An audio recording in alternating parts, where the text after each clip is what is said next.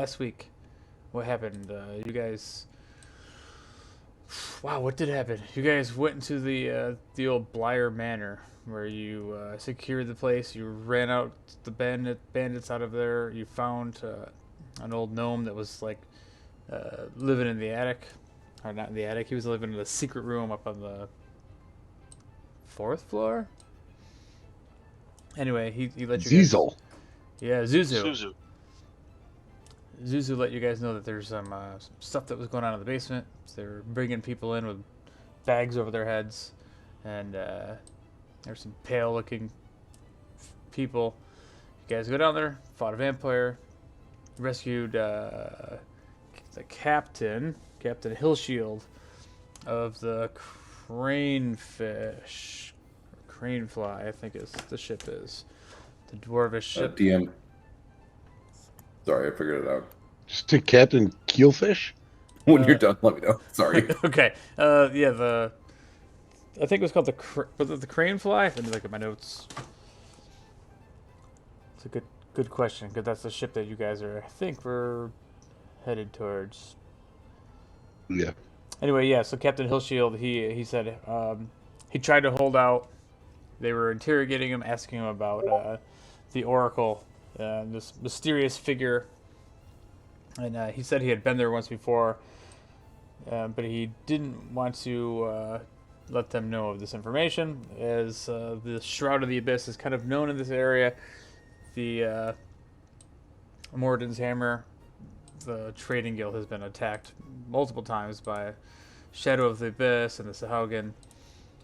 So after you guys rescued Hillshield, he's like, all right, we got to stop them before they find this guy, because he's this all-seeing figure that lives on he's a hermit that lives on a small island in the North Sea.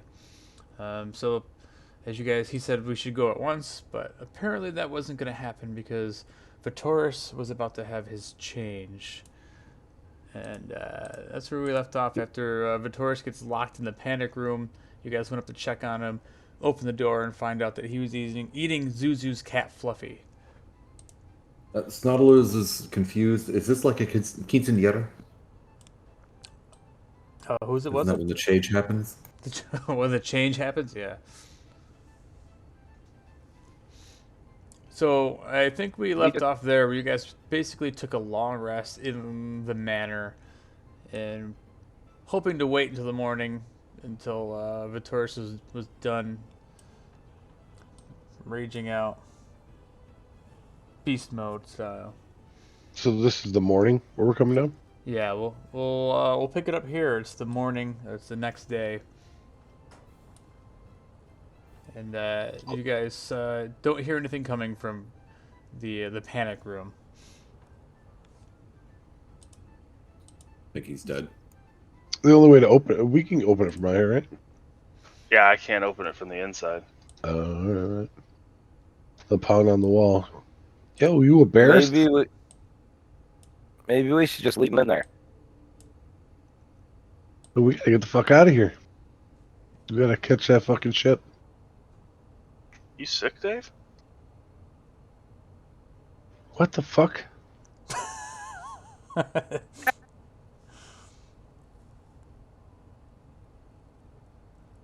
We decided maybe we should leave him in there. I think it's a good idea. Well, Snodlers is confused. If we're leaving him in here, then why didn't we leave already? Snodlers would have liked to have gone. Good idea. That is a good point. He lost some precious time. Hillshield's even like, we had to get going. Good thing the room's soundproof, so my feelings aren't getting hurt. What feelings?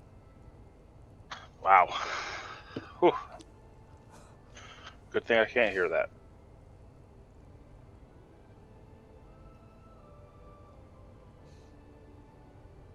Guess we better check on him, guys. I'll hit the switch.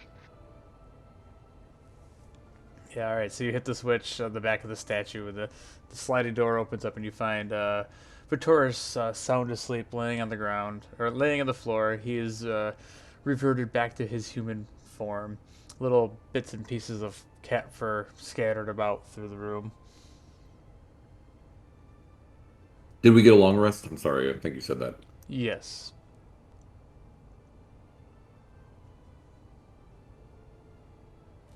Nautilus is slightly grossed out and yet intrigued about this cat. Do I remember eating the cat? Oh God, give him all the memories of the bear. Yeah, I Just got. let him be an unwilling accomplice. Roll a history check to see what you remember the night before. I hope I roll low as shit.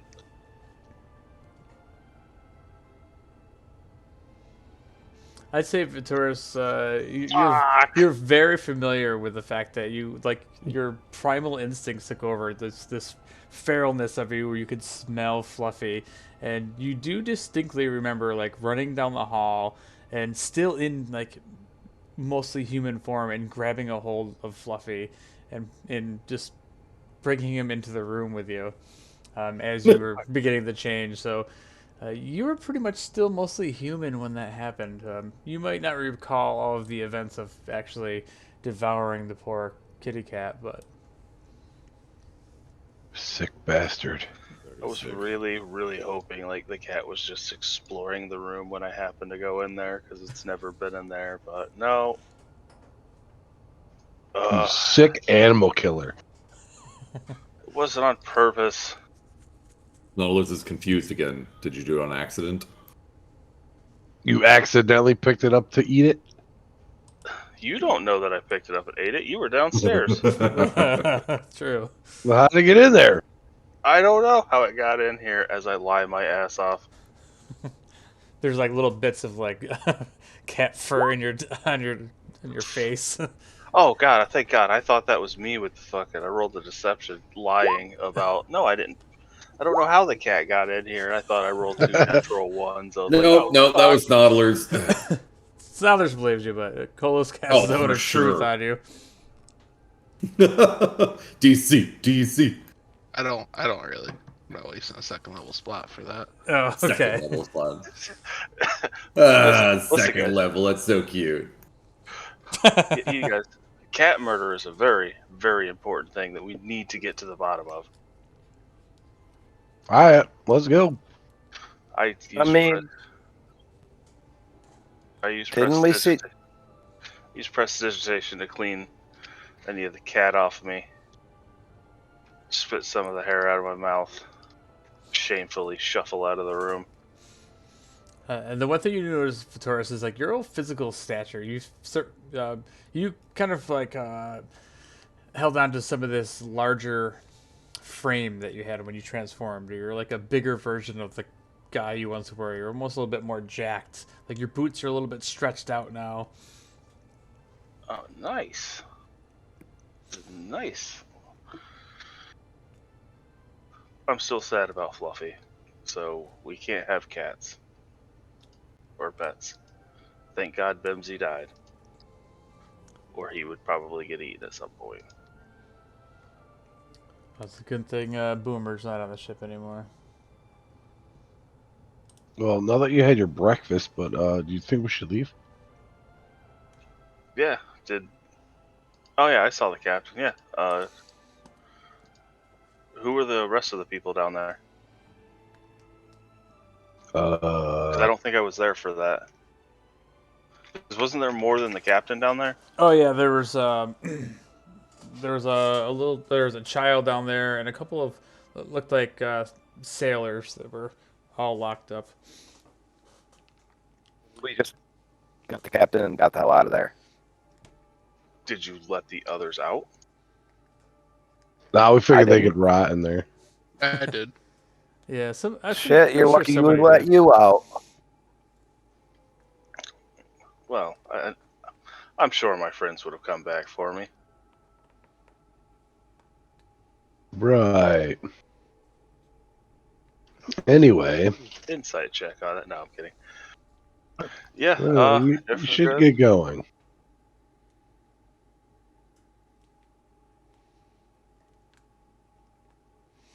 Aye, let's head to the ship.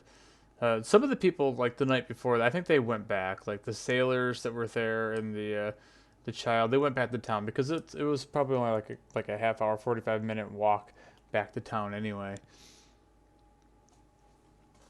But yeah, you guys head off back to town unless there's something else you want to do in the manor. Avoid Zuzu. I mean, if you guys want, we can. Well, You're cutting out. Jiggle it harder, but not too hard. More than 3 times you're playing with yourself. It's mine. I'll play with it all I want. Gross. What you guys do with the people that Fasa was knocking out left, right, and center? Oh yeah. So at this point, you guys go downstairs. Assume they're all their cells, yeah. The bandits are all gone that you knocked out. Oh, they're gone. Yeah, they Nice. fled. They were like, "F this," because They probably woke up and just saw all their friends dead around them. Ah! Yeah, and then I don't know if you guys recalled, but the orc, one of the orc gladiator that you guys fought that was downstairs, he was kind of blocking the way. You guys heard the wagon kind of leaving outside as Laughing John, and he escapes. So when these guys wake up, I'm assuming they're like, "Well, the boss ain't here. Why aren't you sticking around?"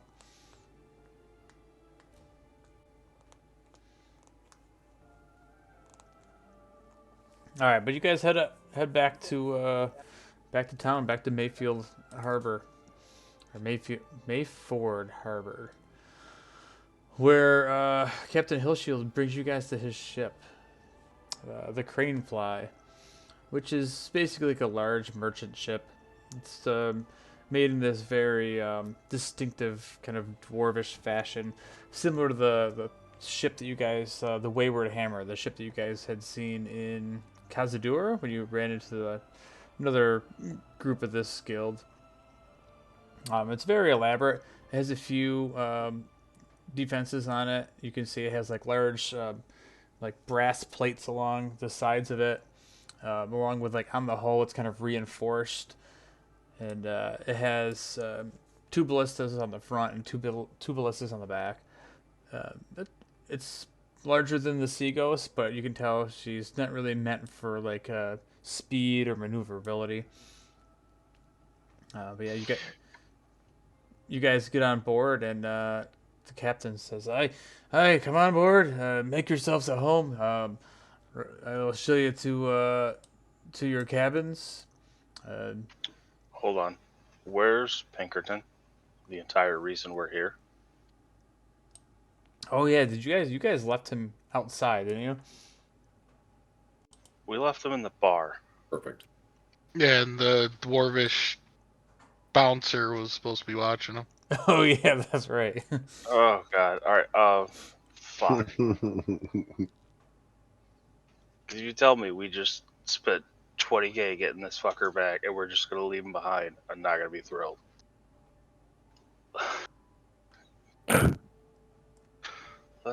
Let's go get him. Yeah, that'd be a good idea. See as how he's the entire reason we're here. I like that we almost forgot him. He had one hell of a night, I'm sure. Yeah. He was buying everyone drinks. He probably owes that establishment fucking 500 gold at this point. Oh, I'm sure. Drinks are on him. Drinks are on him. Holy shit. Forgot all about Pinkerton. The reason we're here. Alright, I'm gonna head to the bar looking for Pinkerton. All right, yeah, you guys head to that little bar, and it's pretty early in the morning. But as soon as you walk in, you smell the this very strong aroma of onions, and you kind of look around, and Pinkerton, he's just kind of sitting like in a booth with the halfling bouncer. Yeah, there's not too many other people in the bar. They're kind of just opening at this point, but you can smell breakfast is being cooked. And as you guys walk in the door, Pinkerton kind of like peeks up over the booth, and he's like, "Hey, guys, you're back!" Yep, let's go, Pinkerton. We got to ride home. Look at the GTFO, man. But aren't we gonna wait for breakfast? Nope. Nope. Let's go. Like, if they're getting ready to pull out of port, our ride is leaving. He looks over at the bouncer and he's like, they need me. I gotta go. I'll see you real soon though. And the guy just shakes his head. He's like, all right. And he yells back to the people working in the back, the cooks, and he's like, is there any way I could get mine to go? And it seems to be the kind of like, you see like a large guy. He kind of looks up and nods over to Pinkerton. And he shakes his head and goes back to cooking. Well, I tried. All right, and he hops down off the booth and heads over to you guys. He kind of hangs his head a little bit in disappointment. He wanted to stay for breakfast, but Look, Snallows understands. I think the only one here that has had breakfast thus far is Vitoris. Agree. Well, they have a really nice boiled partridge and onion soup that's on the menu. I was hoping to have that for breakfast, but I suppose we could catch something on the way. Yep, travel rations is what you're going to eat. Let's get out of here. No. You guys head outside, and he's just kind of kicking his feet like a little kid. Just Kicking rocks, just looking at the ground, all sad. yeah. He said travel rations. That's like prison food. Basically, It's like beef jerky and hardtack. prison food. All right, so you guys gather at Pinkerton. You head to the crane fly. Captain Hillshield's waiting for you. He brings you aboard. He introduces you to some of the crew. He tells you, "Oh, we're gonna make yourself at home. This is gonna be the most comfortable ship you've ever sailed on." And we head to the north, towards the continent of Calder. But so hope you're prepared. It's gonna get a wee bit cold as we get into the frigid sea. I look at the rest of them like, I thought we were going home? Question mark. That looks like we're not. Is there any way we could drop this guy off? Oh god, to go on an adventure with fucking Pinkerton in tow the entire time. Oh, we don't have the time to be dropping anybody off. We have to catch this sloop before they get to the Oracle. This is a matter of life or death. This is a matter of saving the world. I thought you were all some sort of adventurers looking to do that, but Nautilus is an adventurer. Free drinks are on me guy is not. Pinkerton again. He kind of looks down, kind of sad. He kind of he's like right like hooked to your hip, Vossen. He's like, I but can almost boss. hear through his head like, man, I could have just stayed at the bar. They could have picked me back up on the way through.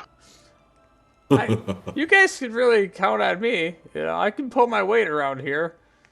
What do you say, Vossen? This sounds like a good adventure.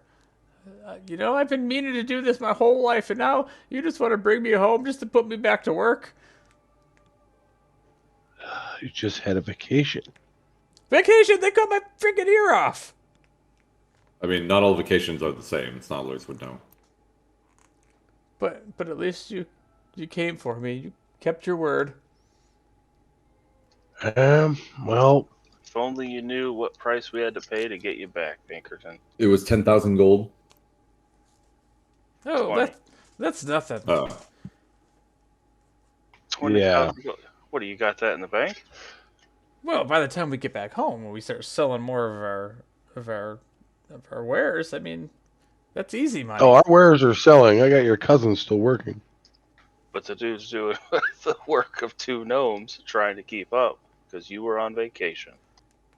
Well, it wasn't really a vacation. I don't think so.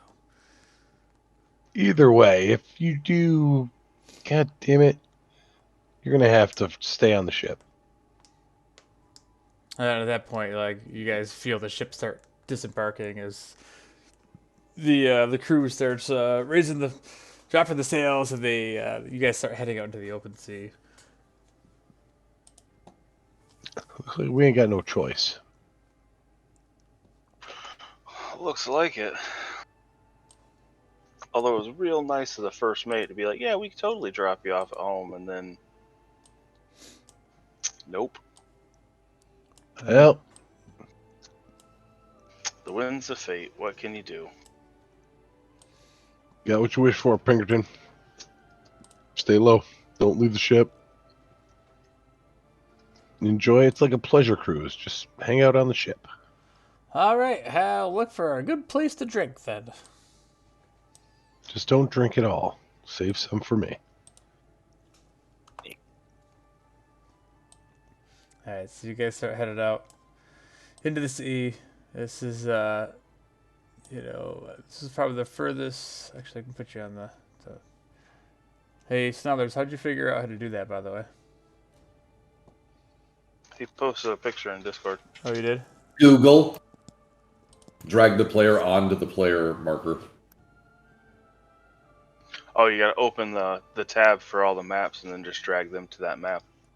No, drag them to the actual like player's bookmark, and it disappears the player's tokens. Oh, I see what you're saying. Yeah, on the bookmark itself. Well, who the hell would have thought of that? I after seeing it, I'm like, oh, that makes sense. But before that, I never would have thought of that. Yeah, okay, nice. Thank you. Sorry, I got really excited when you were describing stuff. Oh, that's awesome. Yeah, that works. Okay, cool. All right, so now I can move the bookmark. Oh, that makes sense, yeah, because you move the bookmark with all the players. Ah. Yeah, that's what I'm saying. Like, it makes sense now. Yeah, now. All right, so yeah, you guys are in the headed towards the northern coast of Liara. As you guys, Damn dog. so you guys have quite a trip to go because you can see where Calder is, the frozen continent to the north, up in the So frigid wait, sea. we're in Calder right now, and we're going to the frigid sea. No, we're in Mayford Harbor in Liara. Yeah, you guys have. Leora.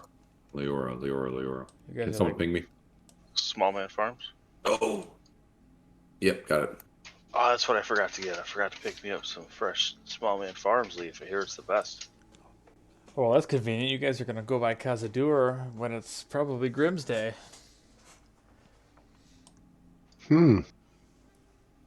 I still have the statue, I think, from the last one. Do you guys remember when I choked out that razor hog on Grimsday? I do. I'm not sure Schnallers wants to do that again.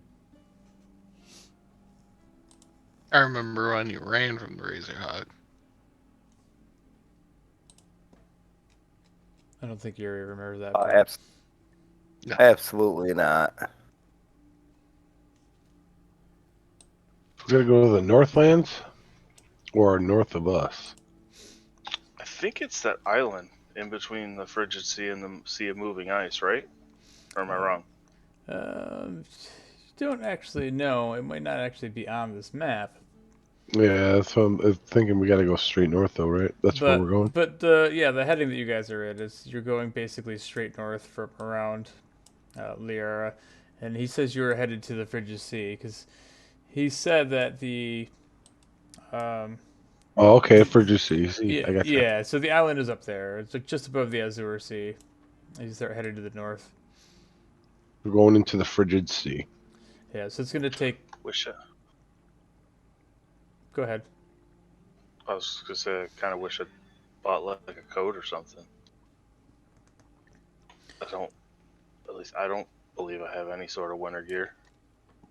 Yeah, it's gonna take a few days to get there too. I mean, let me see. Let's look at the map, distance-wise. So from basically out from there, it's 860 miles to get off the coast of Calder. What's the difference for like what's the mileage from Carrington to Salty Marsh? Let's see. Where did I put that? I don't remember how to get the ruler. I think we should just commandeer the ship and go to Saltmarsh. You would commandeer a ship from your fellow dwarves? I'm not trying to. We got shit to do.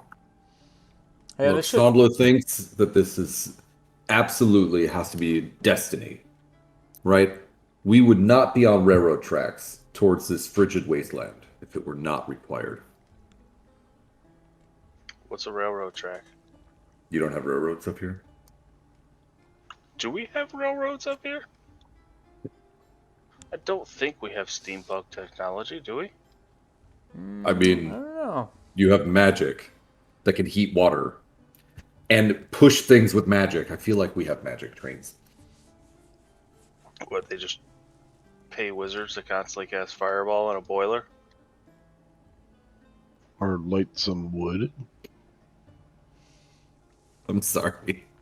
Okay, so No. from Honestly, though, Snodlers does think that this is super cool. We should keep going. At this point, it was either this or we have to charter another ship. Pay for passage. I mean, it'd be less than 20,000 gold. True. But we wouldn't have Pinkerton. No, I'm saying like He was the grand prize, right, guys? I look Snodlers over. liked it. I look over at Pinkerton like, yep, grand prize.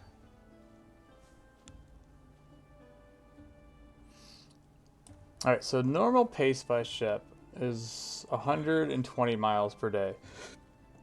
So roughly 800 miles it's going to take you to get there. It's almost 7 days. But we're chasing a ship, so Yeah, chasing a Trying to ship push through that. the open sea. Yeah, but I don't know if this ship will ever catch up because it's kind of big and boxy, right? Yeah, it's big and boxy, but they were described as a sloop, so I mean it's going to be a single sail, smaller ship. So I don't know. I don't know what the rate was. You know how fast the sloop is going to move. we'll hope we catch him. Here's the hoping. But yeah, it's going to take a good week. So, is there anything you guys particularly want to do in your first couple of days? Because not much happens for the first couple of days. Is there any downtime stuff that you guys are planning on doing? No, I'm just gonna help the ship captain on doing whatever on the deck, like I would have on our ship. Yeah. Snodlers would like to count his money and try to learn as many spells as possible. I need to double check which ones what that is. And then after that, I will be reading. Get to know the crew a little bit. I'm gonna spend a lot of time bossing around the crew, like I did on the Sea Ghost. So, Snodlers, did you read all the sea captain story? Yes, to my knowledge, with the time that we've allotted, I assume I've read all three of those books that I had received, or two. Did you 2.5. Did you actually read this? Did you make it soon? Did you add it recently? No, it's been on there for a while.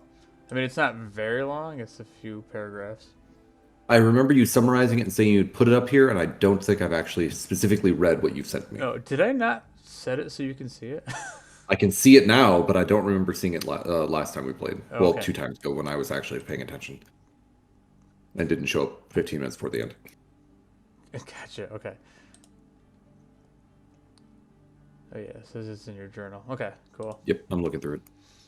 But I think last time we had several day travel, I did read through the Black Shadow book and the Memorable White Mountains, I think, because that was so short.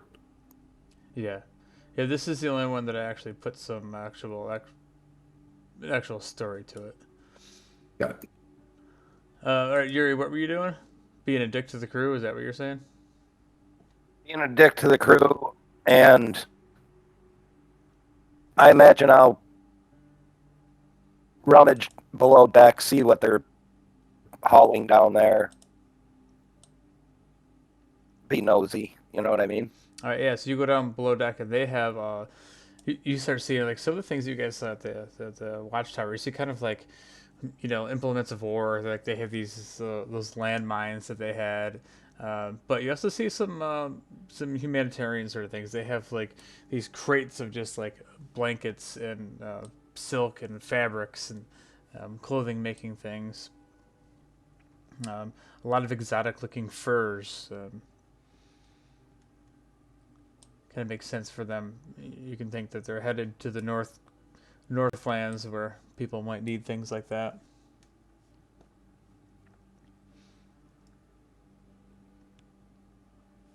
So these guys had mentioned before that they do a lot of trade to between Seaton, Liera, and Calder.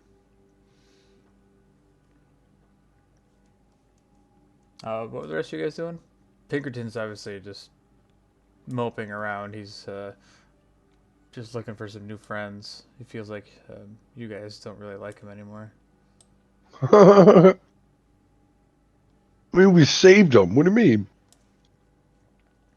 We should be his favorite people ever. We are being kind of dicks. He just wants to be an adventurer like you. He's on the adventure. Would you want him just to stay on the ship? Well, I don't want him dying. 20,000 gold flushed.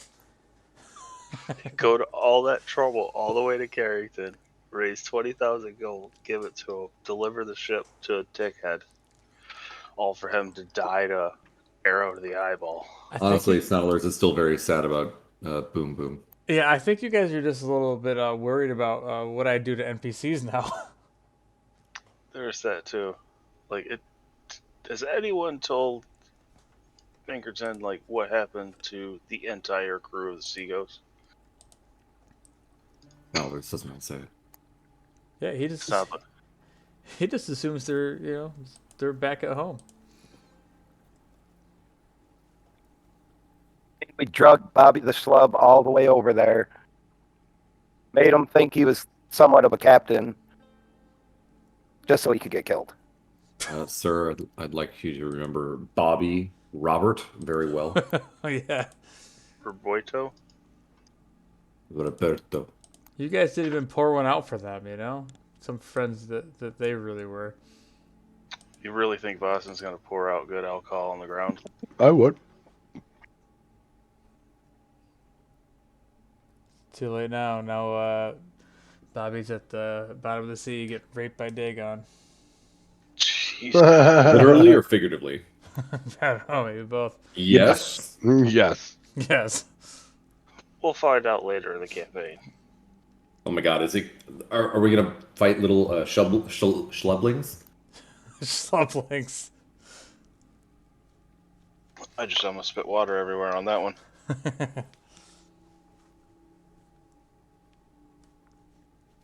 All right, so yeah, it's a rather uneventful journey to the north, but a few days in, you start feeling the cold. Like the captain was right, and you are probably probably a good. Let me look at the ruler right here. Probably about 100 miles or so outside the south of the coast of Calder. You're starting to enter this area where you can start seeing like ice chunks floating in the sea. You're not in the Azure anymore. Like the cool winds are kind of picking up and swirling around you. But as you start growing nearer and nearer, you guys start spending less and less time on deck. Does any of you have any like warmer weather sort of attire? I don't think we've dealt with any cold weather in this campaign yet, so I don't think so. I don't have anything. Yeah, because you guys have pretty much all been from like the warmer climates. Cazadura was a jungle. Carrington was pretty temperate, and so was Saltmarsh. I have cold resistance. Oh yeah, so Kolos is good. I mean, Yuri's fat, so he's somewhat insulated. All right, how about everybody some Constitution checks other than Kolos?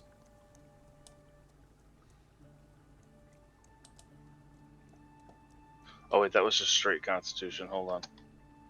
Wait, a Constitution check or saving throw? A check. Yeah, just roll Constitution. Oh, then I rolled 4. Yeah, I see that. That's terrible. I see that. That's terrible. Thanks for that. I'm going to be spending a lot of time with. If they heat their food up, I'm going to be in the kitchen. We're gonna be freaking cuddled up next to Pinkerton. Snodlers would like to point out that the book. Oh God, I somehow got put into the wrong campaign. The book about the tale with the sea captain kind of sounds like Dagon-ish. What? I know, right? What are you talking about? What book? Well, the one that I bought when you guys were all screwing around fighting people that were high on potions. Oh, I wasn't doing that. Well, it looks like there was an orb that like this captain had, and like at the end, like there was a big trident and a giant whirlpool, and Snodler's kind of scared about it. And he started Speaking of some which, demon maybe books. maybe I ought to hold on to that trident for a while. Whoa, whoa, whoa! Snodler's like reaches back and like the trident probably hits like 6 things as he comes back. Snodler's is taking very good care of this. I think fear is the right answer for this thing right now. Fear of Fine. of what? Well, you see, as I turn around really quickly and knock something over. You bump into like one of the dwarfs or like workers that are walking by, and he's like, "Guy, watch that Yeah. dang thing!" Sorry, Snodler's isn't used to something this large. Honestly, You've only been carrying it around for months now. well, yeah, but like we don't do stuff all the time. We do stuff all the time. I still don't know what time is. So, regardless, if this orb means anything and this book is to be true, then maybe this orb thing is the eye of whatever it is we're looking for. What ship are we hunting? You're hunting a ship that was just. He described it as basically like in the fleet of the Shroud of the Abyss. He doesn't know the name of it. They just know that a small ship they had left because there was several other vampires and these cult members were in the dungeon in the basement there, and they head out once they got the information. They took off in their sloop looking for this guy. Well, This if is the the whole. ship- This is the whole reason why the captain was like, you know, this is some important guy that they're looking for. We need to stop them before it's too late. If the ship is called the Lady Kriller, or has a really weird captain name of Farewell, we're in deep shit. This is actually from the future. So The this books is from the future? If that's true, if those two things are true, then it could be from the future. You just don't know. so this ship's part of the Shroud of the Abyss. Yes, so you do know that he told Drew that the ship was part of the Shroud of the Abyss there. I'm gonna lean over to the boss and be like, "What's the future?"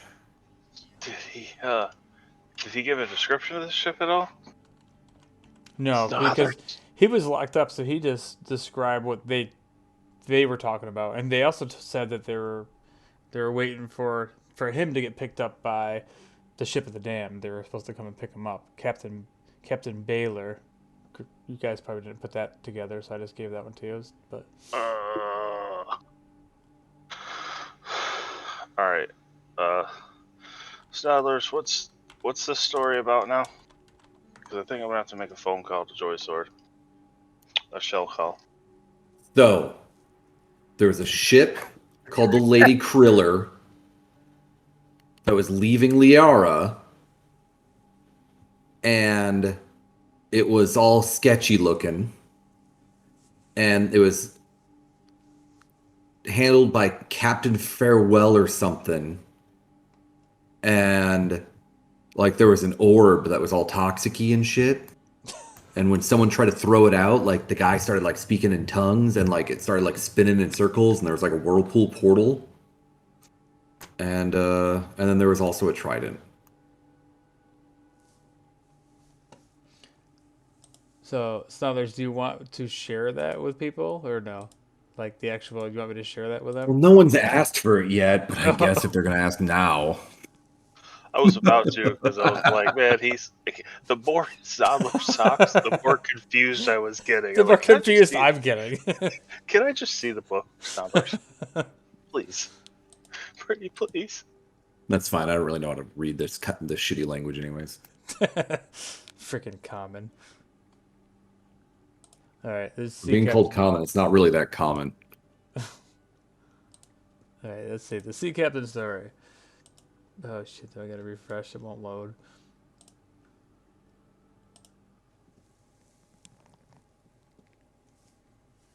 I do try very, very hard to try to like put this through a lens of someone who knows nothing about anything up here, Yeah, and it makes things very difficult. That's why it's funny. Like trident, I know that word. Orb, got it. What the fuck's a cackle?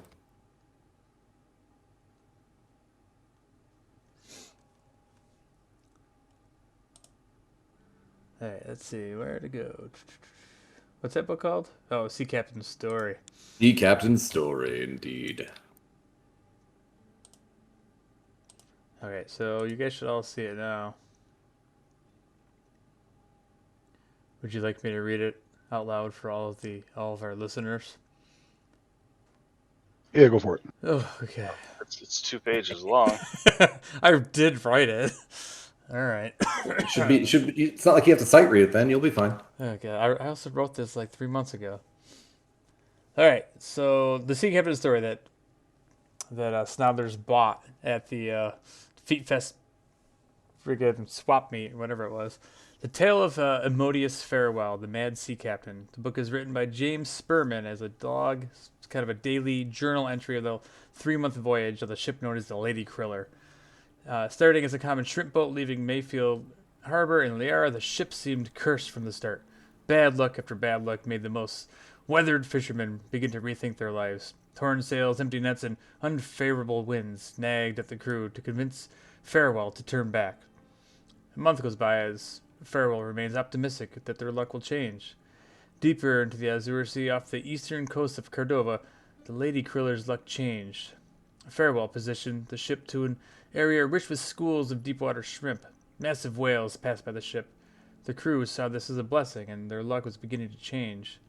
But after a few days, filling the hold with shrimp, Farewell made one last catch. As the net was emptied on the deck, a peculiar item rolled across.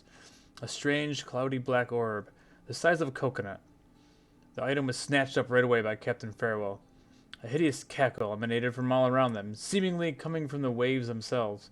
What a find, thought the captain. Several weeks later, it seemed as though the ship had lost its way at sea.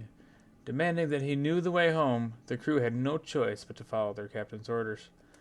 Several more weeks went by as the crew began to notice strange changes with the captain. His hair began to fall out, his skin became increasingly slimy to the touch. The crew began to think that Umberlee had cursed the sailors. One night, the crew decided they needed to help the captain by ridding him of this toxic orb he had brought on board. While he was sleeping, several crew members went to the captain's quarters and attempted to steal the orb away from the sleeping man. Farewell awoke. Furious at the crew's betrayal, he rose from the bed, lunged across the room with incredible speed, and tore the orb away from the man holding it.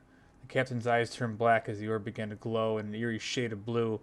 With some unknown language, the captain began chanting in a low, demonic voice. Suddenly, the boat began to spin in circles as a massive whirlpool opened up beneath the Lady Kriller. Looking over the deck rail, James could see hundreds of feet to the bottom as the blue light illuminated the sea all around. On the sea floor was a strange glowing portal, pulsing with energy. James and several crew members were able to abandon ship and, with all their might, swim away from the strong current. The last thing James noticed before the ship was swallowed into the sea was a vision of giant, translucent, gaping maw in the night sky. The ship was headed toward the warrior who was on the horizon. The maid was behind while the moon was at its zenith. Procan was stirring the sea with his trident. That was the last journal entry. Are they dated or no? Sure. And by looking at these, but looking at these dates, these are not from the future. These are from the past. Snullers is still pretty sure this is very ominous. That was all. Snodler started talking about future, and I was like, oh god. Nothing confuses me more than when you start getting like time travel shenanigans involved. Time travel shenanigans. So Was it like a long time ago? So the dates on this were probably a few years ago. Yeah. All right.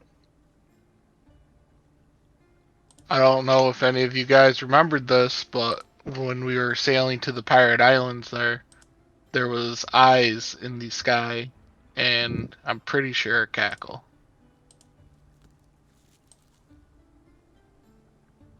This is some spooky shit.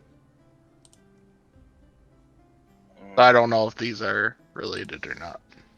I think it's probably, well, I wouldn't say probably, but Someone's got the orb and is using it.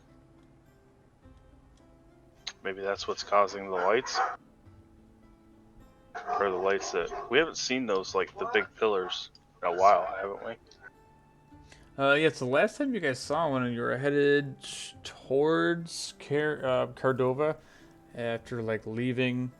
I think originally after having Drake. Actually, you were in pursuit of Drake, and as you guys left like the Sword Coast, you saw coming from the area of like Khazad-dûr the giant blue plume of light in the sky. So that was probably like a few weeks ago at this point. Yeah, but assuming the book is true, and I'll hand it back to Snodlers. No, because it doesn't mention the captain, like, because from what we figured out earlier, they needed like a bunch of sacrifices, which is why there was slaving going on in Khazad-dûr and everything else. The book doesn't mention sacrifices.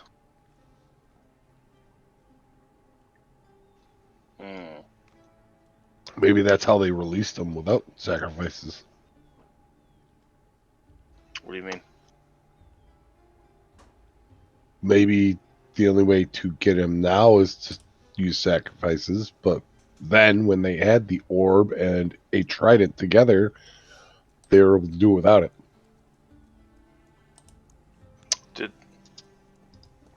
Did the sea captain have the trident? Or the shrimp boat captain?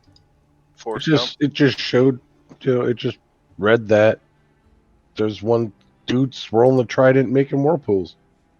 That's Procan. He's my god. Yeah.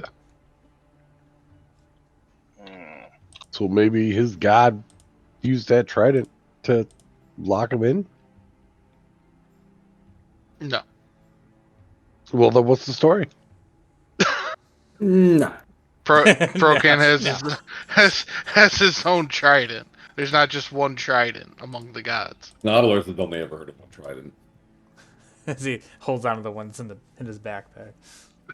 This trident. Well, do you think there's significance in that eye thing and the trident? Or do you think they're unrelated? That I can't tell you. I have no clue. I'm assuming they're related, but I don't know.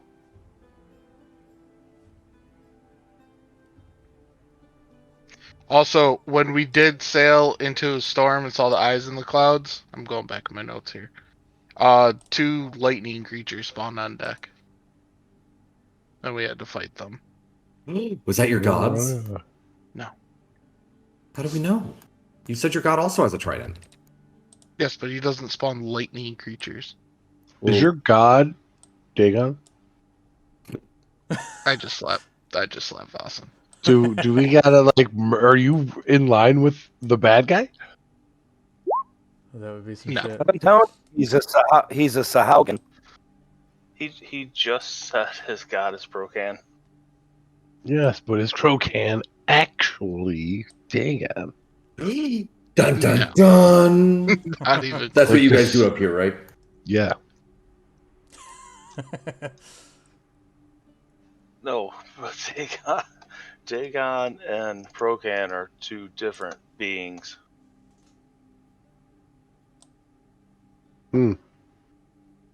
Awfully coincidental, I guess.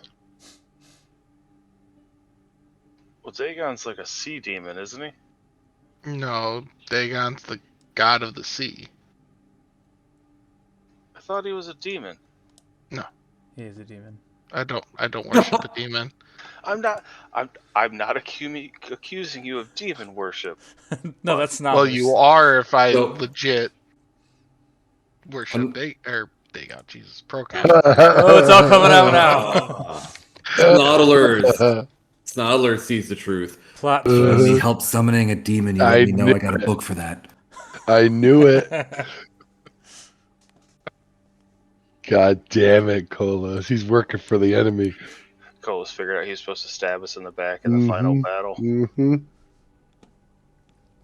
I look all shady-eyed at him After he just slapped you in the face. and Yep. walk away.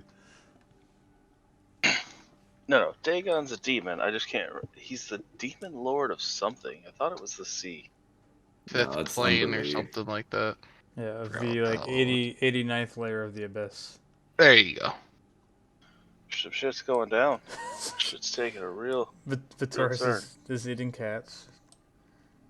I occasionally snack on felines. One time. Is that One kind time. of? Is that kind of like where does it start becoming like cannibalism?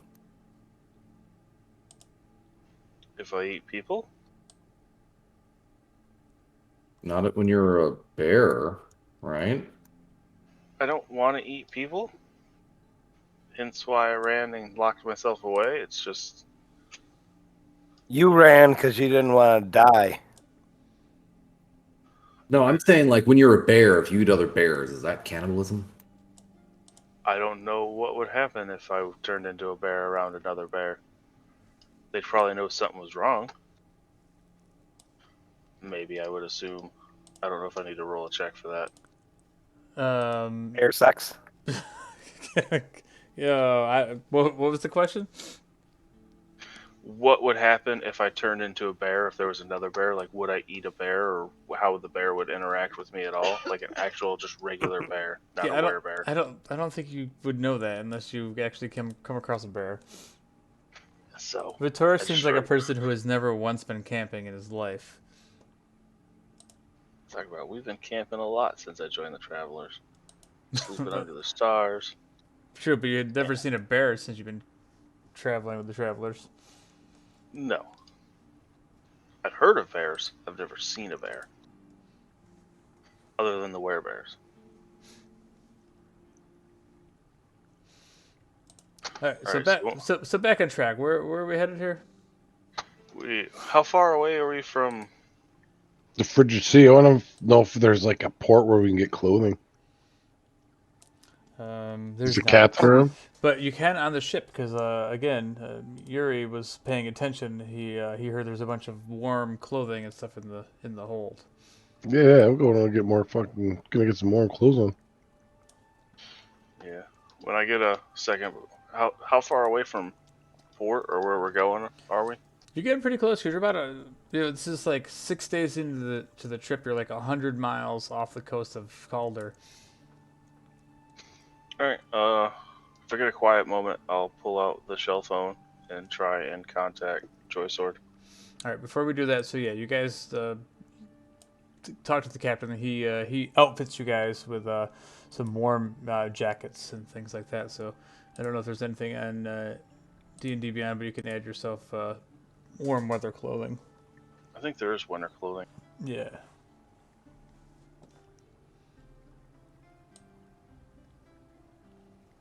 It's nothing too fancy, but just some big fur coats. Seems to be their Clothing, things. cold weather. Yeah.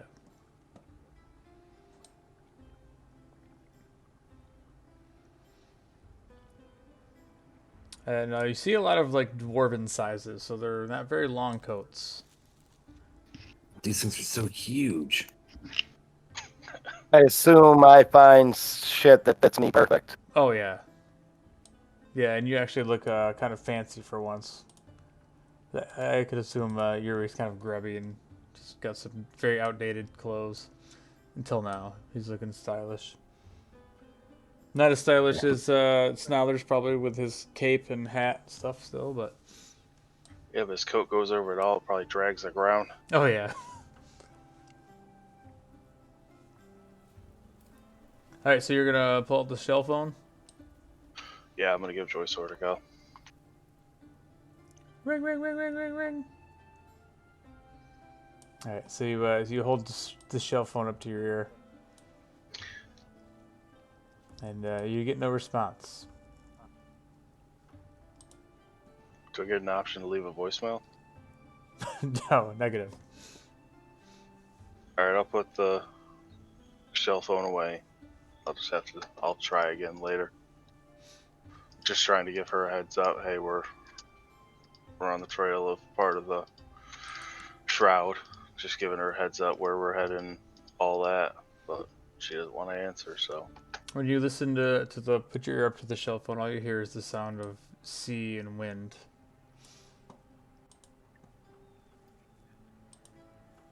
Tell me that Much bitch gold went and got based herself on killed. that. Tell me she went and got herself killed. Well, we just had an NPC wipe, so yeah, probably. She was actually on our boat. Fuck. That doesn't mean John wiped out every NPC in the campaign, like we're starting over from scratch. Oh wait, that just reminded me. Can we stop at Cazadura? I gotta go check on a goblin. I think we're past Cazador, bro.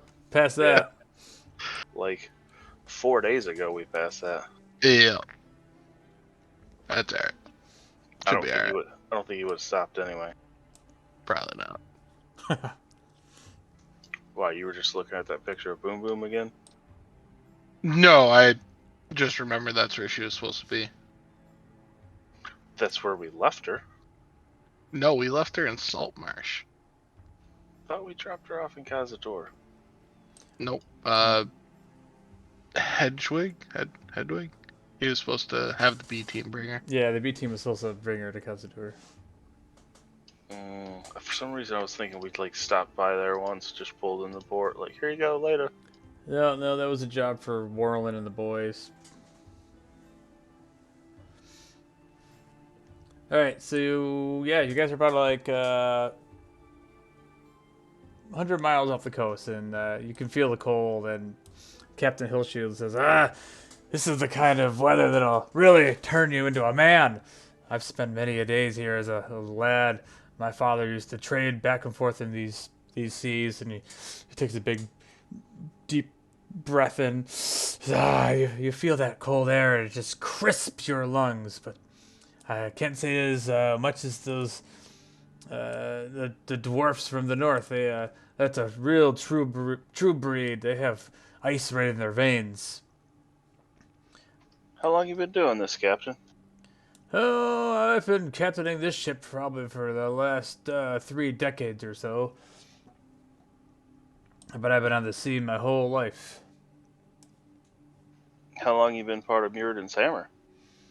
Oh, this is somewhat recent of a gig, but this guild was only founded maybe about 2 years ago.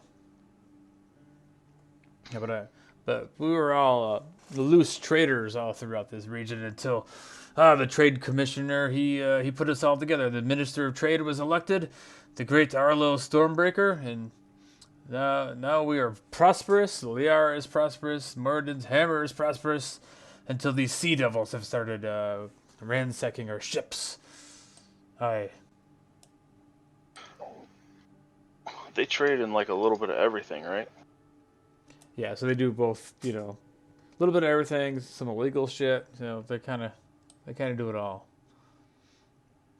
Where's Muradin's Hammer based out of? Mayford Harbor. Oh, that's your headquarters. Yeah, we were just right there. We ran into someone else from the Mirrodin's Hammer in Cazador a few months ago. We're all over. It's a very cutthroat business, though. You know, we're all about making that commission. It's dwarven only, right? Aye.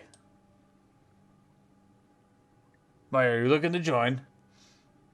No, I was just curious. Making conversation, Captain. It's been 6 days, and talking helps keeps me warm. Whoa, whoa, whoa, whoa, watch out! And he starts pointing off into the distance, and he pulls out a spyglass out of from his giant, like, he's wearing this, like, thick bear skin jacket. And he pulls out a spyglass, and he pulls up to his eye, and he's like, there! See right there, lad! And he kind of grabs a hold of your shirt, Vitoris, and he pulls you down to his height and sticks the spyglass up to your face.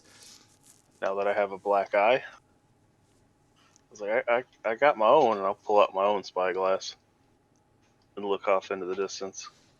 Yeah, he kind of points over, and you see this sloop just off the coast of a small island. I say small, but you can see there's some mountains to it, and it's not the size of Cazador, but it's still a pretty substantial size island. And he's like, that's the hidden island we're looking for. It's an unnamed island, just off the trade route.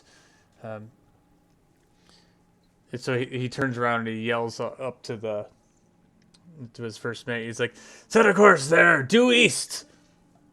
Make haste. And then you see the crew just like jump into like fully like rigging the sails and trying to pick up as much speed as they can.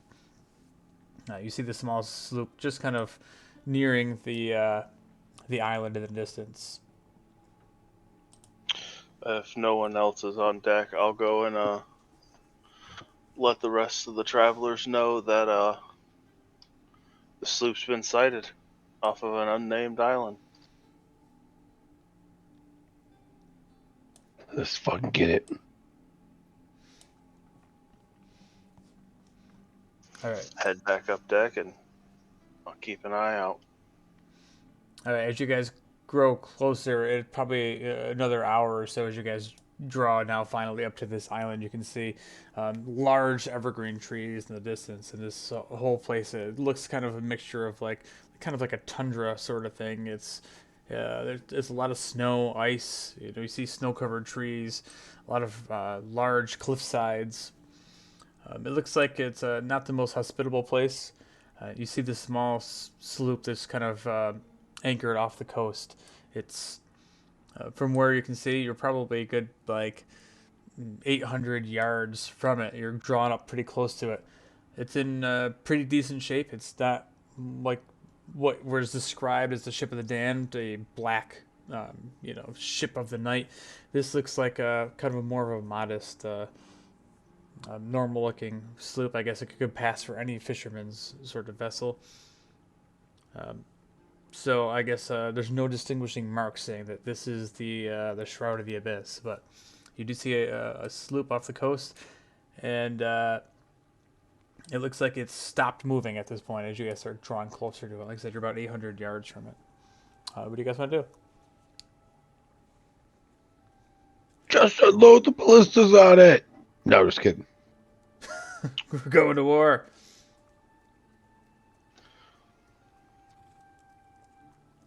Why were we hunting down? Why was he hunting down the ship again?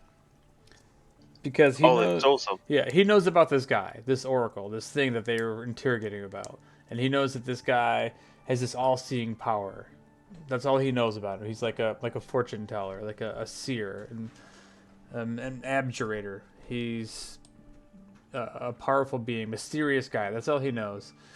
But what he does know is that they were very adamant about finding this guy, the Shroud of the Abyss. And again, there's no love lost with the Shroud of the Abyss and Morden's Hammer, because they have cost them so much money between raiding their ships.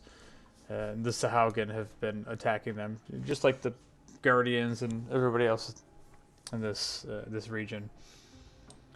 So this guy being a brave dwarf, he set upon himself that, we got to do something about it. We're not just going to sit around and let our ships get attacked. So, But there's no, it's not flying any sort of flag or anything like that. no.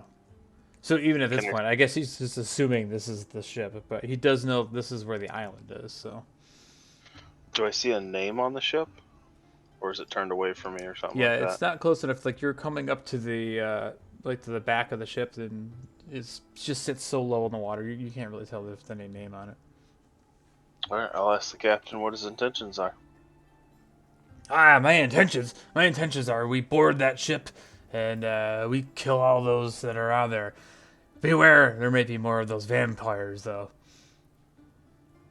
Is it daytime? It's kind of late afternoon. Typically, you don't have to worry about vampires during the day. Are you sure that's the ship we're looking for? Well, there was a sloop headed toward this unnamed island. Nothing really lives there except for this crazy old hermit. But I could be wrong. I was wrong once. Long time Just ago. once? Just once. What? Is there a story behind that? And by the way, and he points up at the clouds, and like it's completely overcast. I wouldn't be too sure about these vampires in the daylight. I'm pretty sure they still might be walking amongst us. I've seen these fuckers all over the place. And as he says that, you see him draw out this crossbow, and he starts loading it up. He's like, I'm going aboard.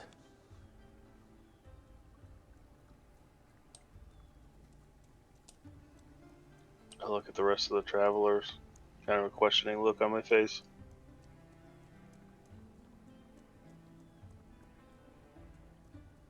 You need a ship.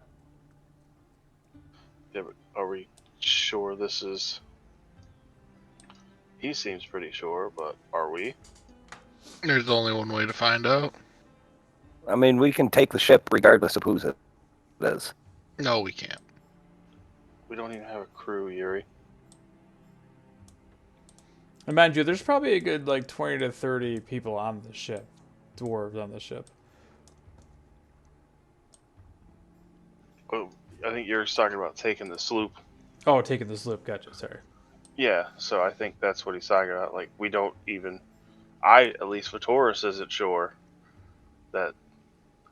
Like, he's not... This isn't guaranteed that this is the ship they're looking for, that they're part of the Shroud of the Abyss, but even if we do take it... Because if they're not part of the Shroud of the Abyss, no, Taurus is very against taking the boat from. But even if we do, we don't have any crew to sail the sloop back. Because the sloop's tiny, like, compared to... It's smaller than the Sea Ghost. Oh yeah, it's tiny. It's like a 6-man ship. Oh, then, yeah, we actually possibly could sail the son of a bitch. Damn it. Alright, well, guess we'll board it and find out. Here's hoping it doesn't have 1,000 vampires in it. And he'll shoot us. Baron was right. Oh. Yeah, All goes back to Varen. Varen was the whole main protagonist of this story. He knew it. He knew it. Maybe Varen's the Oracle and he just faked his death. Yeah. What? That would blow my mind. Dave just leaped Discord because like, I need time to process this. I think the best part is that wasn't Boom Boom like one of the first characters too? Mm-hmm. Mm-hmm. Boom Boom was the one with she was Jared in the fucking alley. yeah, in the alley. Yeah. Boom Boom was the one servicing him when he got stabbed. Yep. I wasn't around for that. Yeah, it was like first session, second session. All right, so you guys, the Moradin Tammer ship, the crane fly, it draws in closer to the ship, and as it draws in closer, you don't see any movement now on the simple looking sloop, but you do notice there is a name on the side. It just says the Mystic is the name of the ship, but as you draw closer, it looks like again, it has no distinguishing marks, but it looks like it's seen some battle. There's some like definitely a lot of scarring on the ship, whether it's from small arms fire or battles or what have you. But Any no, any armaments? no, this is not. Doesn't look like it. It looks basically like a fishing boat, Hmm. shrimping boat. Shrimping boat. Yuri It wants looks like a shrimping boat, like the fucking Forrest Gump. shrimping lady, or whatever the fucking was in that story. You mean the lady kriller? Uh, No, I mean it's similar. It's like it's not the one, but yeah, it could be like a Pull pull up behind the boat, and that's what it's called, the Lady Kriller. Like, ah, Wait a minute. maybe Snidler's right. It was in the future. Fuck. So There's never Hillshield two scholars. Hillshield forms a boarding party. He gets a ship. It's like a longboat. He takes about 4 of his soldiers with him, and he leads the charge. He goes, "Well, y'all getting on or what?" And he looks over at the travelers. I jump right on. Scholars ready. I'll get my crossbow ready for the vampires. Yeah, all 4 of these the dwarven soldiers are wearing these red shirts over their armor. A little Star Trek humor for you. I figured this was the brown pants joke.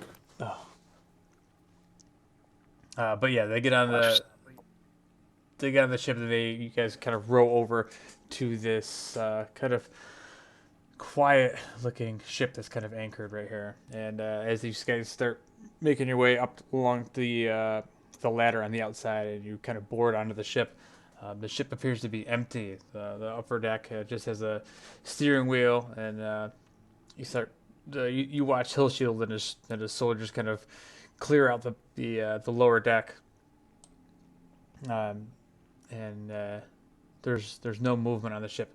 But interestingly enough, there is a few barrels on the ship, and there is 2 coffins on the ship. Oh, fuck. How big are they? The coffins are human size, 6-foot coffins. Nice. Hmm. well, I'd have to say that's looking more like it's those Shroud? guys or someone working with them. I concur. How far away are we? So you guys are right on the ship now, and the ship is probably like 100 yards um, off the coast of the little kind of frozen island. I mean, Is the we could always coffin just burn this place to the ground. is the coffin's nailed shut? No, they do not look. That's what I'm talking. That's what I'm talking about. Burn it down.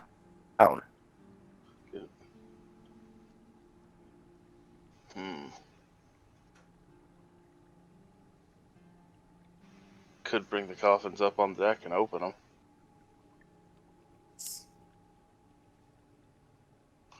I think Snodlers has a better idea.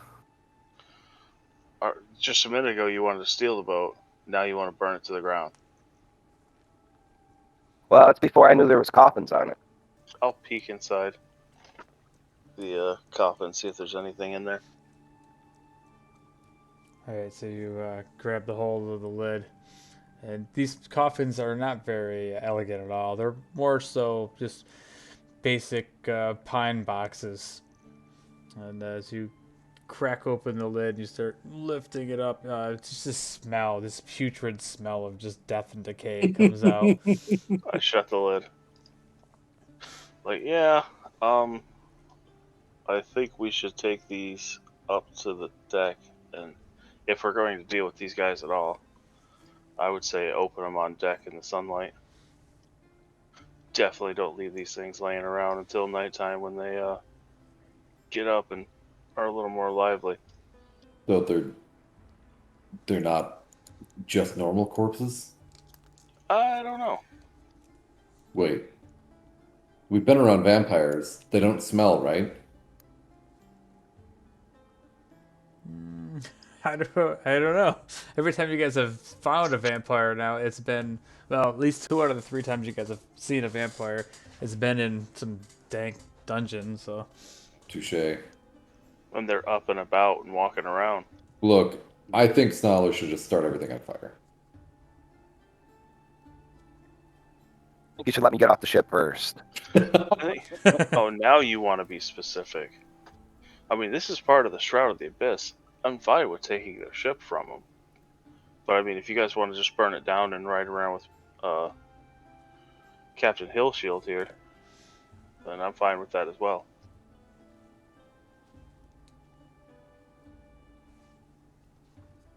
Well, is there a You guys corpse? do what you want to do.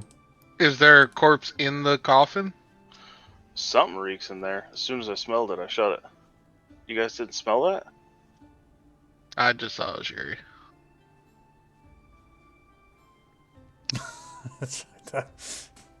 I'll lift it and actually try and peek in there, see what I can see. All right, so this time, as you come over to grab it, again, as soon as you start lifting it, it just smells like something's dead in there.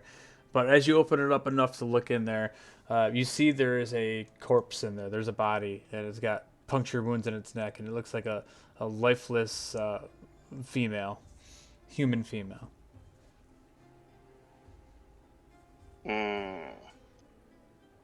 Open the other one.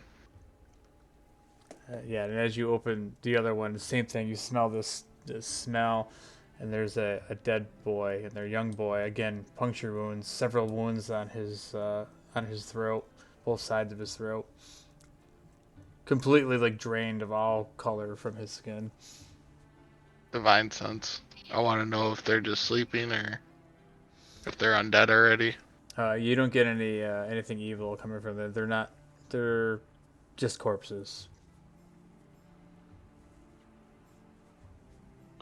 Wonder if they were like cattle they kept with them. Snarler has a firewall, like, prepping in his hand. I'd say throw them both overboard and fireball them. I think Styles wants to burn the ship down. No, You know what Snarler wants to do, but you're right.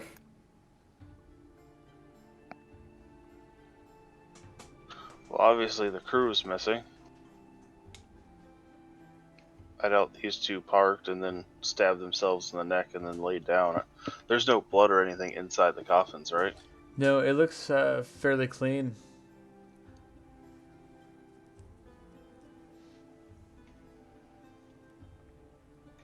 The book on undead I have that I read through, did it say anything about the process of turning?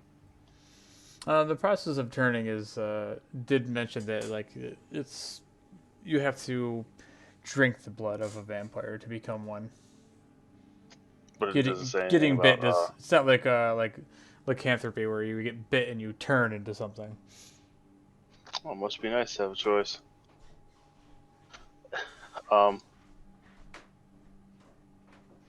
So these probably are bodies. Well, shit. Now what? I'll look at Captain Hillshield and ask him, does he know where the Oracle is? I don't know if I know where he is. It's been many years since I've been here, and I was just a small boy when I was here. These glimpses and these visions of this place. It's a beautiful place. All I know is there's a beautiful path through a valley to leads to the old man's hut, but I can't say for certain where it is. How long does it take to get there? Oh, it's probably a good half a day, almost a day travel inland.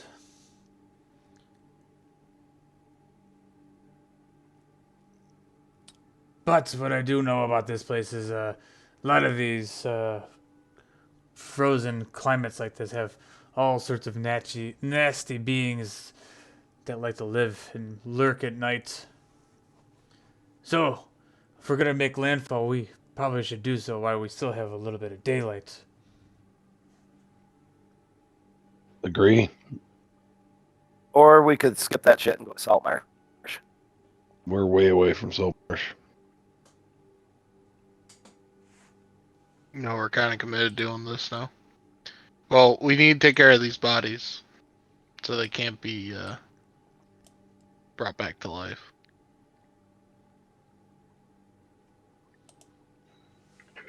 You're the holy man. Yeah. We could just burn them. I guess I gotta do stuff. See, the thing is, that takes 2 smites away from me. I don't want to do that. Oh. Yeah. Well, the rest of us can't bless a body. No, but we could burn the bodies. Is what I'm saying. Well, But we have now to that get them off the ship. look, now that they're not vampires. Wait, are they vampirates? Dun dun dun. Oh, Look, now they're not vampires. Snarlers isn't sure it makes sense to do this. Like, do we care if we burn them?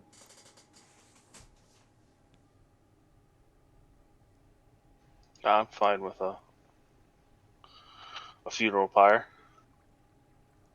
There's trees up there, right? Yeah, you can look as you're sitting on the deck. You can look off at the distance, and you see there's a lot of trees inland. Yeah, if you guys want, we can. Are you guys talking about burning the ship down as well? Nope. Then yeah, I guess as long as Captain Hillshield's fine with it, we take him up shore with us while we're setting up camp. A few of us gather a bunch of wood and shit, throw the pine wood boxes on top, and then Snodler does his thing. By that you mean start a normal kindled wood fire, right? Yeah. This deserves respect, not fireball. Is Fireball the only fire spell you have? You see Snodler's look up, slightly confused and concerned, and start digging through his spellbook. Snodler's isn't sure. Do I have more fire spells? Is Gust fire? Hey, Snodlers can make anything fire, including Thorn Whip. Nice.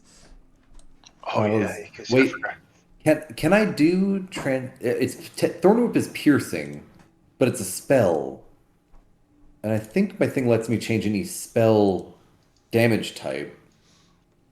Would you allow that just out of ridiculousness? Well, yeah, I mean, it would kind of make sense for Southers. Yeah, so yeah, Snodlers will make it happen. You just get a Balrog's flame lit. Basically, Yeah. Cool. 2d6.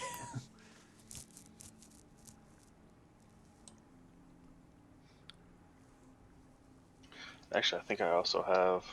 Double check, but I think I have a few bottles of oil too. Yeah, Snodlers likes where this is going. yeah, I got 4. is there anything? Is there anything else on this boat worth scavenging or taking?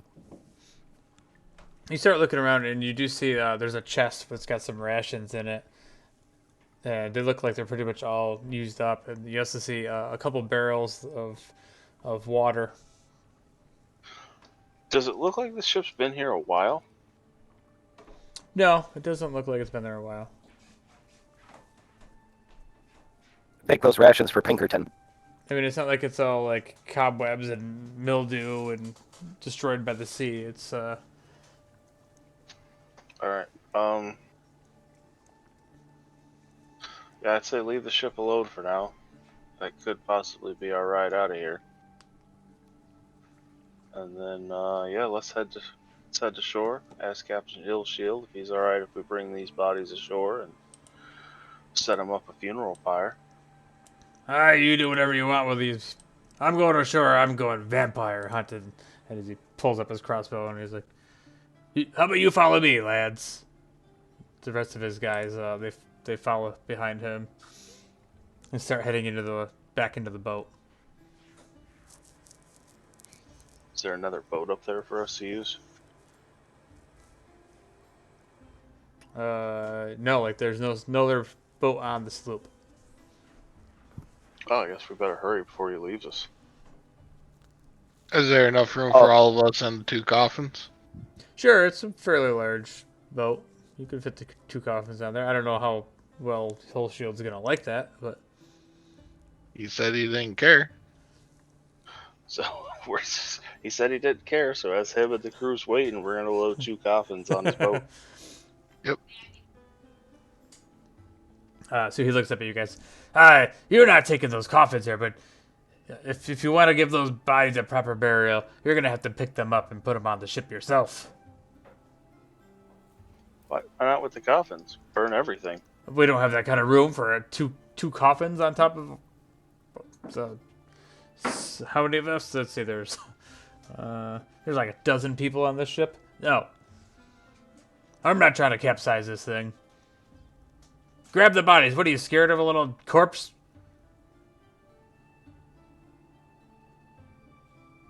Just sitting up in the boat looking at Vittoria just to see what he's going to do.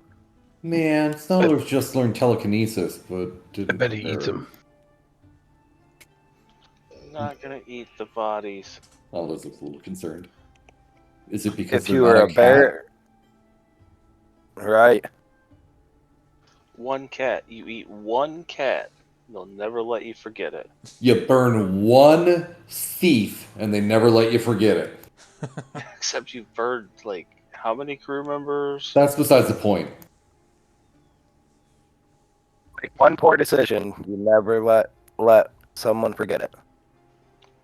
I'll flip the top off and start trying to lug the body into the boat. Both of them. Which one are you gonna grab? The little boy Grab or the I'm girl? gonna grab the kid first. Sure, take the later one. Good idea. That's what I would do. And then since Yuri's already in the boat, I'm gonna tell him to catch. So it's funny as you're lugging this dead body toward the boat, Weekend at Bernie style. Like the rest of the dwarves in the ship are just kind of like, oh, this is just not right. See that? What's that smell? Yeah, it's gonna be great. They all kind of start shifting towards the back, giving you some room. I'll lower the boy onto the boat. Tell And it- Yuri to put him somewhere. And it smells terrible. He is definitely like starting to rot. You can tell at this the stage of his decomposition, he's probably been dead for a few days now. Nice. Smells nice and ripe. Oh yeah. Plan with these things. Why are we putting these on the boat? Because we're going to burn them, but not on the boat. Why don't we just throw them in the water? I don't want these things on the boat either. Alright, good idea. Just get rid of these things. Throw them in the water. Just put them on the damn boat. A proper burial at sea for some true sailors. You don't know if they were true sailors. Who don't know that they weren't sailors either. He reaches into his fur coat and pulls out a flask and takes a big swig. Awesome. I'll drink to that. Do the same with my gourd.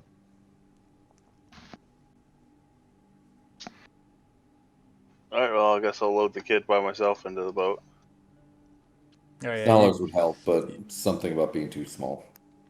You drop him down in the boat, and as you kind of hoist him down, he lands on his foot, and you hear his leg just snap, and he just kind of crumples into the boat.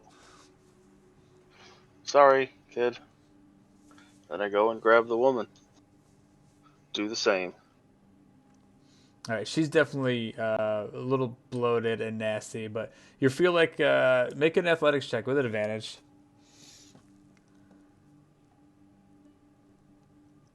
13? Okay, it's good enough. You put double underhooks under her armpits, and you start dragging her across the ship. You're feeling a little bit stronger than the Vitors that you were a few days ago, as you drag this woman across the boat, and you kind of flip her over the side and kind of toss her into the ship, down onto the lower ship, or into the rowboat, the large rowboat, and she just kind of lands in a thud. Then I will Hop into the boat. I'll stick closer to the bodies, try to stay away from them. You know what? Fuck it. I'm gonna sit right next to fucking Yuri. Yeah. Right next to him. Yeah, and you look over and there's a little bit of like like rotted flesh stuck to Vitoris's shirt to his jacket. Look over at the other crew and I say to them in Dwarvish, cocksuckers running the charity.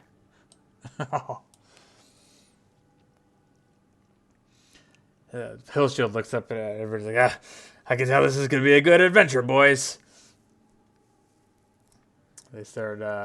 Yeah, good adventure. And I cheers with my gourd. And he yells over to the crew members, and the 4 crew members start just rowing the boat. These 4 large oars out the sides, and as you guys start drawing a little bit near, like I said, it's getting to be late afternoon. And you start seeing a little puff of smoke from up ahead, coming up from the tops of the trees, just inside the frozen beach.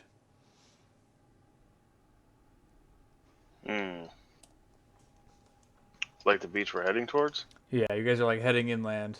You see like there's like a kind of like a rocky shore with like kind of ice around some like a snowy like driftwood all along the banks.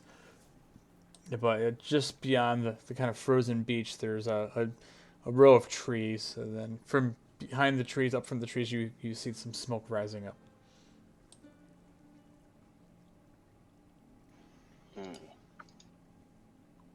The crew, maybe? Ewoks. Vitoris, why don't you go scout ahead? Have we landed the boat yet? We're not swimming in this water. You lost your damn mind? Shit's cold. Bracing. Yeah, you guys are rowing across this water, and you're so low to the water right now. The wind is just like chilling your bone, ripping across the top of the water, and little bits of snow and debris kind of flying around. You feel a little bit of like ice chunks kind of hit your face as you make your way just outside the water. The rowboat looks like it's gonna kind of have to maneuver between like large pieces of like driftwood and like a rocky shore. But as you get a little bit closer, the captain he starts noticing there's another rowboat just up ahead, and it's kind of banked on a side around some large rocks where it looks like it's a little bit easier to make landfall. And so Hillshield says, bring us in over there, boys. Now everybody, keep it down low." And he kind of squats down into the boat. He goes, "Now you travelers, try to keep it a little bit quiet. Don't give away our position."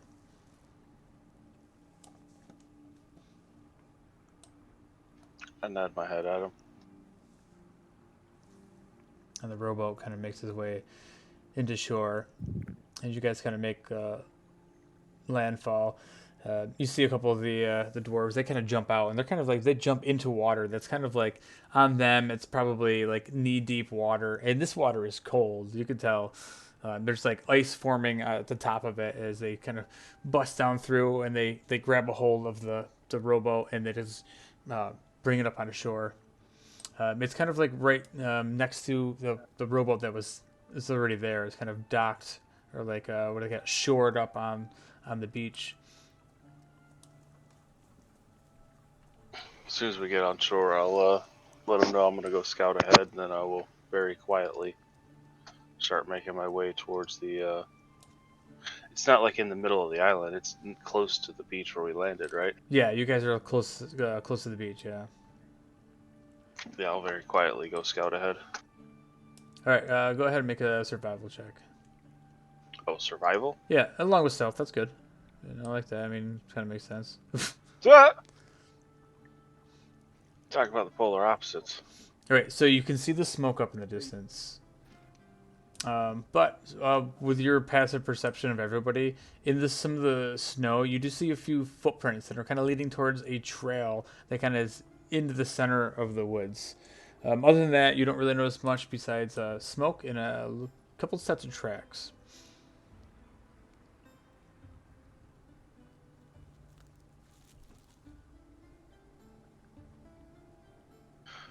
start making my way to the smoke quietly.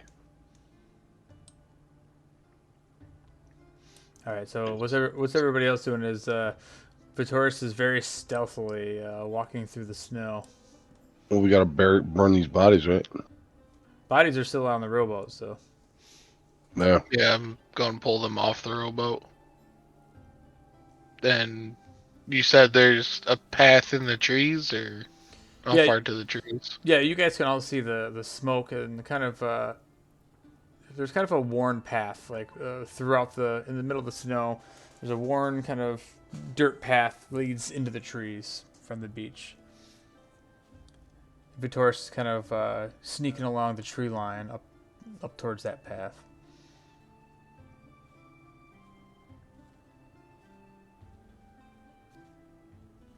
The beach that you guys are on is kind of like a mixture of ice, sand, rocks, like I said, like large pieces of driftwood. That's kind of everything's kind of covered in snow. I mean, Uh, you just want to go up the path, or Probably. How far away is that smoke? Judging by the smoke, you can tell it's a few. It's probably like 50 to 100 yards off into the tree line. It's just on the other edge side of the beach. The beach itself isn't very long. It's probably only like 50, 60 feet before the edge of the trees. So wherever the smoke is coming from, it's not very far away. Alright, I'm going to start dragging the bodies towards the smoke. All right, so you make your way to the shore, or toward the path, dragging. Who are you dragging? Yeah, I guess I can only drag one, huh? I'll drag the woman. She's the bigger one, right? Yeah. Why don't we just burn them on the beach? Because we don't want them to see our smoke. So we're just gonna drag corpses through the woods? Yeah. And snow, and you don't know how difficult Have the train's fun, going to be, have- but it doesn't look very hospitable. So it's 50 to 100 yards. We'll be alright. Yeah, that is one thing. It's not that far. This is pretty freaking gross, right? Yeah. Pretty much.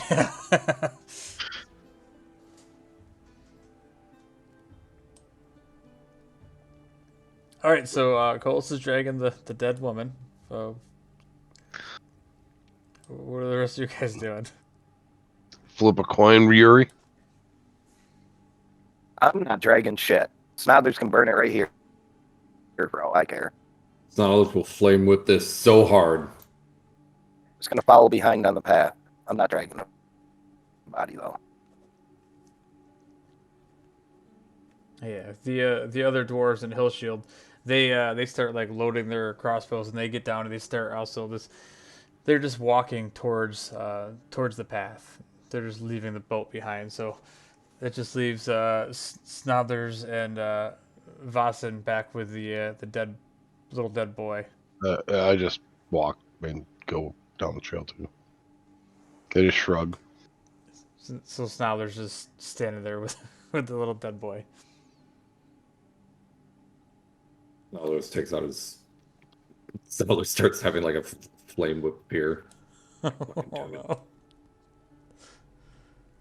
Does it smell bad? Yeah, it smells bad, real bad. Snarls would like to constantly cast Gust just in front of his face. Okay. Oh, I was expecting it to show what it was. What actually is smell bad to Snodlers? Hey, hey, hey. Just because I'm from the Underdark doesn't mean it all smells bad. It doesn't mean it smells good, but it doesn't mean it smells bad. That seems kind of locationist. So yeah, this poor rotting boy that's just sitting in the back of the rowboat. That you have your flame whip out. I'm assuming at this point. I mean, it's the spell Thorn Whip, right? Or yeah, thorn whip. Yeah. So like I'm just like kind of like how I like faux show that I'm like gonna cast a fireball and it's like this little weak bullshit thing. It's kind of like Yeah. this little like trail of fire is coming from my hand like I'm holding it. Like, oh god, I swear to God. All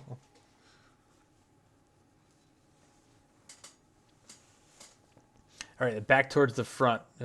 We'll come back to Southers and his moral dilemma here. As you guys, Vitoris, you start making your way through the trees, and as you kind of like hug the tree line and you make your way towards the edge of the path, you see a small campfire through the trees, and 3 or 4 humanoid figures kind of huddled around a campfire. They look like they are wearing robes. Definitely not wearing something that you would think that they should be wearing for this kind of climate. Like thin robes, Yeah, like nothing thick. they look like they're wearing thin black robes, and they're kind of, you can see like the ice crystals forming on their robes as they're kind of huddled as close as they can to this fire that they're just started.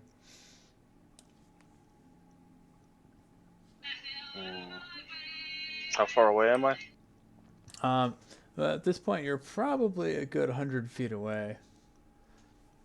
Can I hear anything? You don't hear anything except for a little bit of the crackle of the fire. So they're not talking at all. No. They don't notice you either because you rolled freaking 33 on yourself, so you're just hanging out on the, like, I'm imagining you're kind of like huddled up behind a tree and you're kind of looking between the trees through this, and you can see these 4 figures. 4? It was 3 a second ago. Yeah, well, you see 3 of them huddled there, and then like a 4th one comes into frame as he's adding firewood to the small fire.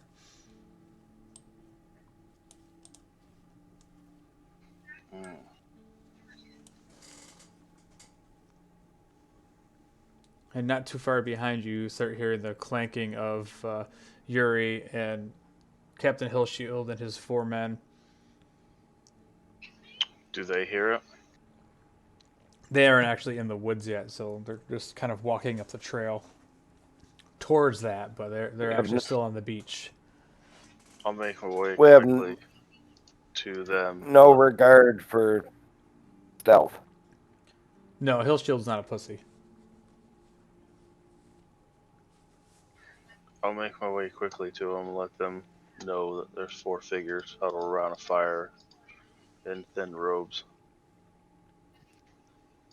And ask them what their plan is.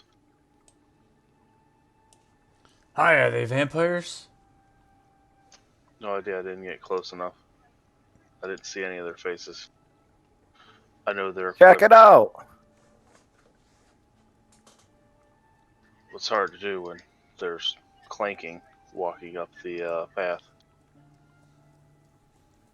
And then more clanking. Yeah, and then you look behind you, and Pick them up. here comes Kolos. He's dragging a body down the I just path. look at Kolos. I'm like, what? Is it you and your BFF? We can deal with that later. Anyway, alright, you guys just wait here. I'll see if I can get closer. All right, but if I Like see a one of them dysfunction. vampires, I'm gonna shoot him right between the eyes. Okay. And I will quietly make my way back to the 4 men, or 4 people, and see if I can get close and actually see one of their faces. All right, go ahead and make another stealth check. Yeah, I was gonna say without being seen. Haha! Damn, Taurus, using up all your natural 20s now. Good idea. I know. What Why is it a idea? good idea? Why is it a good idea? Now I'm scared. All right, so yeah, you managed to like walk, real quietly through the snow, but you're paying very close attention not to step on any like ice deposits or any like low-hanging branches. You're very nimble, and you're kind of feeling this instinct. Your kind of animal instincts are kicking in. You feel like you're stalking your prey as you make your way around some of these large trees, and as you look up, they're probably a good 200 feet high. These huge evergreen trees. As you get a little bit closer, you see these members that look like they are members of the Shroud of the Abyss, cult members, huddled together by a fire.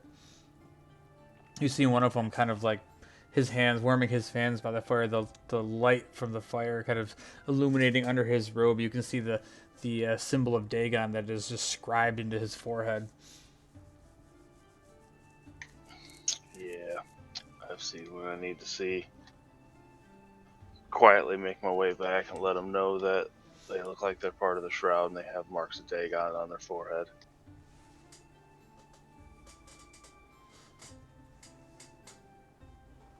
So, How do you guys? so at this point, you guys are probably, I don't know about Snothers, but everybody else is on the trail just outside the woods. Vasset is there with Kolos and his dead body, and Yuri and the other dwarves. Snothers, what do you do? You're still back at the boat. What were you gonna do? Honestly, I think I was confused what they wanted me to do at this point because I was like, "Are we gonna burn it here or not?" And then like they left me with the girl. I'm like, I'm supposed to watch the girl now. They all just Like, took off on you. I mean, like honestly, it's not like Snowlers was giving that much of a shit anymore. This was just supposed to be a normalized burial. I don't give a crap. And I thought these were vampires. Snowlers wanted to burn some vampires, but these are just people with holes in their neck. I guess at this point I'd be like, wait, are they not coming back? Wait! I just start running, like in the direction that they were. Starts like, nah, she's not going anywhere. Yeah, and I could picture at that point Vitoris coming back to let them know, and everybody's kind of huddled together like, just outside the forest, trying to like formulate a plan, and all of a sudden here comes Snowders running haphazardly across the frozen tundra. All the capes like flowing behind him. Yeah, Snowders approaches you guys. Kolo still has a dead body attached to him, basically. And so yeah, what are you guys gonna do? How do you guys want to go about this? There's 4 of them. One of them's pretty tough. Could I tell if one of them was a vampire? From where you were, they all looked like the similar kind of cultists that you saw in the dungeon a couple days ago. Wait, were some of these alive? Some who alive? These 4? Yes. Well, and judging too, Vitoris, by the fact that you've read some books about the undead, these seem to be not undead because they are affected by the cold. They're huddled together by the fire. You can assume they're probably not vampires. Let them know that I don't believe they're vampires. Not to say there aren't any around. Although, is it still daylight out? It's like late afternoon, and again, you kind of look up and it's really cloudy. There's like snow starting to like the wind is starting to pick up, and little bits of snow are falling in the air. How close together are they? Vitoris would They're have all- seen that. Yeah, they're all huddled around the campfire. They're all huddled around the fire, which is why Alright. I don't think any of them are undead. They didn't smell undead. But that's not to say that maybe there is a vampire that just went further inland to go talk to this oracle while they stayed behind. Oh, I'm sure that's exactly the case. But hey, Snothers, it's time for you to do what you do best, I think. Snowlers takes out his book and his pen. Uh-huh. Well, fireball. Uh-oh. Slowly puts the book in. His pen just disapparates from his hand. What did they do? They're the part of the cult of Dagon. Whoa. How do you know? Did you ask them? No, I saw the marks on their forehead. Snowlers look around. Is this what we're doing? Like, Snowlers came in pretty cold here. No pun intended. Yeah, you look down and like there's a lot of like frozen snot icicles coming out of Snowler's nose. Fireball would warm you up. It's assuming he actually makes it fire and doesn't make it poison or lightning or thunder. Oh, Make it cold. It's gonna be cold. It's cold. Cold ball. The fire's just frozen.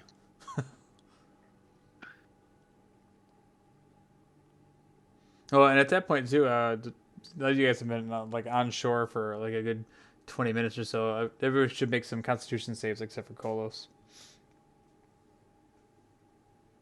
Even with their cold weather gear. Yeah. Yeah. They all get +4 being next to me. Okay. That doesn't even make sense. Are you just warm? Yes. Yeah, he just gives off warmth. His fishy warmth. My radiant glow. Gross. It's warm. Oh, he smells like warm So young gross. fish, like microwaved fish. Plus, Like smells like it too. plus I'm next to the dead body, so Oh, for you to God. get that, you gotta be next to the dead body, which is warming up with my glow. So gross.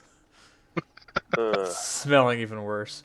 But yeah, everybody's like warm fur coats are definitely helping you stave off some of this cold climate.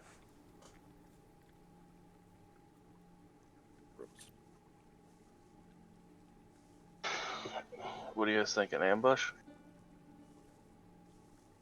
Maybe we should leave it up to the captain.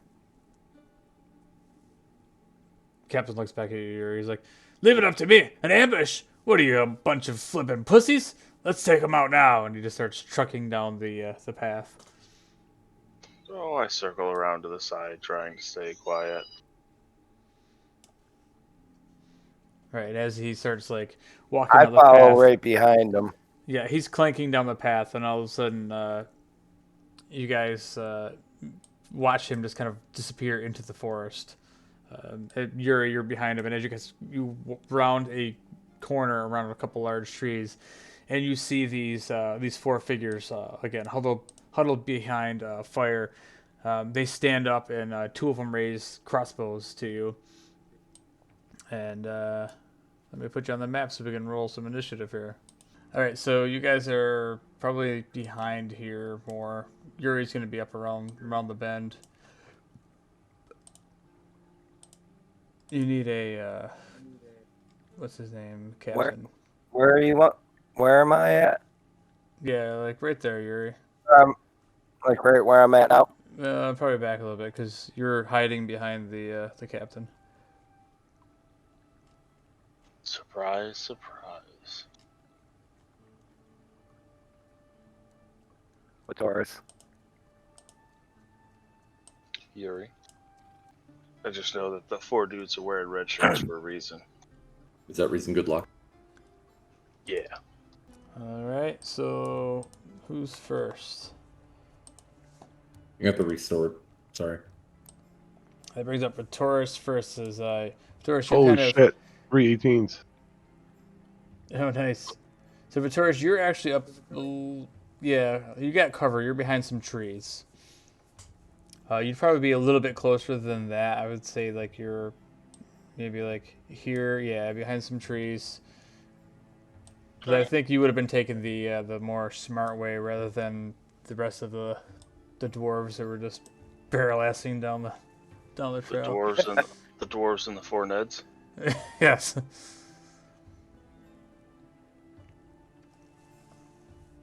Alright, I can't see this one or this one, right? Yeah. Those will be the ones. Like this one, he's kind of hard to see, hidden behind some rocks. And the other guy's the guy that was like walking in and out back here from between the trees, gathering firewood. But the other two, yeah, you see clear as day. They're kind of more in the open. I'm gonna use steady aim and take a shot at this one.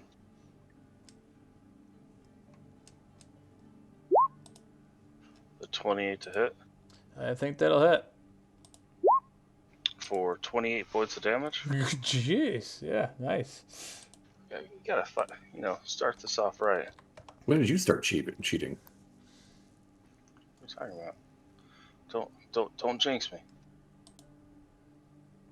Yeah, so he stands up.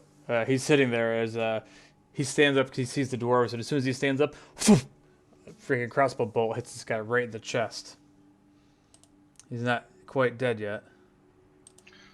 And then I'll hunker down in the bushes. Hopefully make it hard to see me, and then that'll be it for my turn. All right, go ahead, Snarlers. So it's all the red guys, right? Like I'm a little bit lost on what these guys Yeah, were. those are the dwarf soldiers. Yeah, those are on us. Yeah, I mean you can kill them if you want, but you know. Perfect. I'll get confused. I want to do something cheeky. So how many of them are? 5? Or 4? Yeah, it's for them. One of them, he looks like he got jacked up pretty good. currently has a crossbow bolt sticking out of his chest. Yeah. Perfect. I'm going to. Pew, pew, pew. Magic missile each of them once with All fire. right. All right, little burning Pew, pew, magic pew. missile. Pew! With fire, you should have used coal just to knock out the effects of the fucking fire. Yeah, oh well. They feel good now. They're warming up. Yeah, you guys have been telling me that we need to use fire, so I'm using fire. That's 4 bolts. Yeah. They level 2. I Yeah. upcasted it by 1, I think. Yeah. So it gives me 4. And at this point, they all kind of stand up, looking shocked as they just get ambushed. Is that it for your turn, Sounders? Yeah, that's it. All right, Boston. Yeah, I'm just gonna run in and yeah, I'm just gonna run in and try to hit this guy. I'm gonna like slide in the snow and try to hit him in the legs. Nice. 14. Ooh, a 14. Excuse me. 14. I gotta actually look at this now. Maybe do some work. Roll20 has a cool thing that you can actually print everything out from here. 14 is gonna hit. One-handed hit. For 8. All right. Smash into that guy. You actually come over there, kick into his legs, smash. Actually, that's the guy that has the crossbow bolt in him. Oh. You slide up there and just kick the crossbow bolt deeper into his chest, and he falls over dead. Oh shit. How much was that? Oh, I'm gonna move over and fucking swing at the next guy.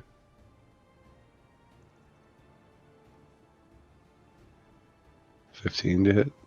15 to hit with the staff. It's gonna hit. Two-handed. For 9. All right. And I'm Smashes. gonna unarmed attack. So is it Oh yeah. for 10? Yeah, as you like uppercut like right into his arm, you hear his bone just crack. Got a broken arm. He's looking hurt and scared. You don't know if he's shivering, is why he's shaking, or because he's scared of you, or just because it's cold.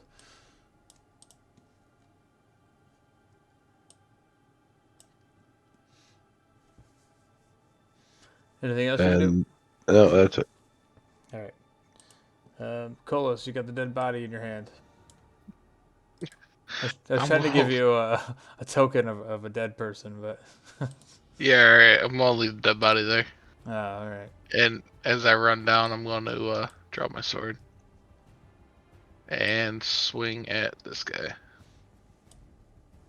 on the right. Okay. 16, Yeah, 13 damage. 16. As soon as they hit, you slice right through that guy.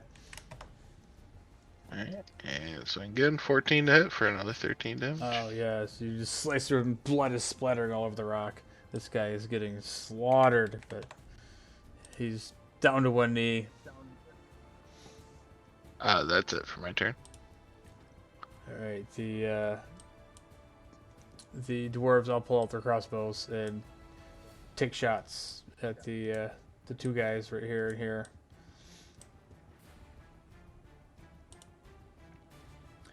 One's gonna hit. See how many The hits they enemies get. not get turns? Oh, I didn't roll for them, did I? Oh shit, hold on. No, that's fine. That's fine. That's fine. We're good. We're good. Yeah, I was just looking through the total order. I'm like, wait a second. Are they really just going to stand there as we all murder their faces? Ah! Rise room. Oh, they rolled 8. Awesome. So it's still not their turn anyway. All right, so 1, 2, one of them hits.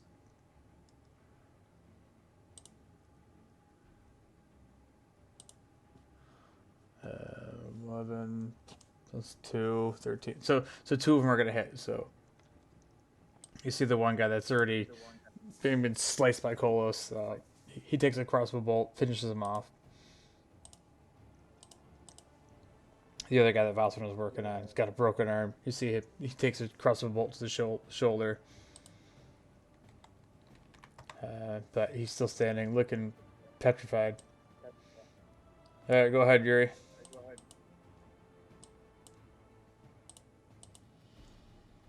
As these guys kind of spread out around you.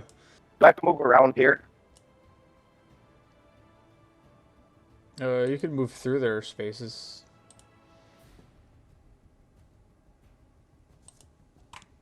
$15. Gonna be 10 from there. If I want to go to here.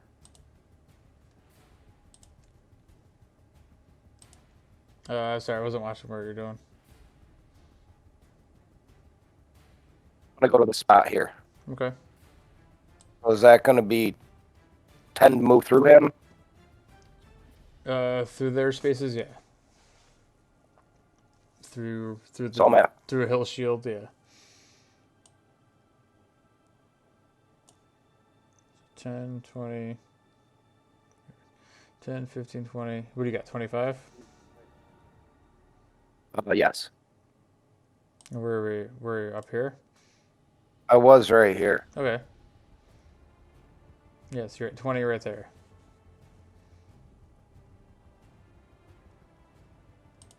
You can rush in. And it cost me 10 to go over that guy. Yeah, you can step over that guy for free. So, rush over and finish off the guy that's Fossen whooped his ass. But he's already hurt. Yeah, he's very hurt. That's no fun then. Yeah, so you just rush in there, battle axe charging, and you just slam him right in the chest with a battle axe, and he goes down.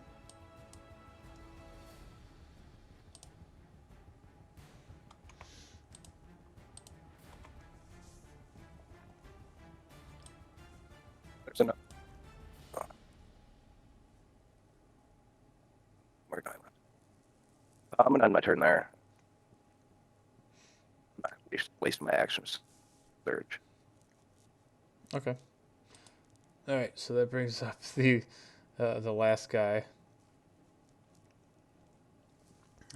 He is looking very petrified as he starts running backwards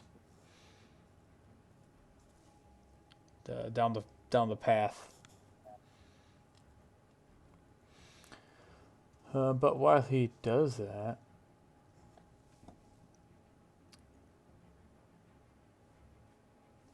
let's see, he can move.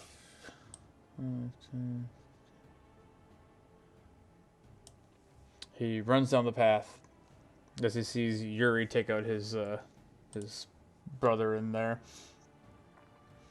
Yuri, you're gonna have to make a dexterity saving throw.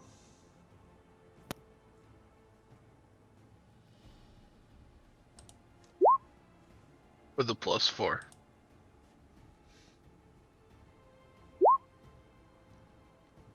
The 10 is gonna fail. Oh, What's that? I'm gonna use this. I haven't used it. Can I use that? You get reroll assuming through the effect. Yeah, you must use the new roll. So yeah, go ahead.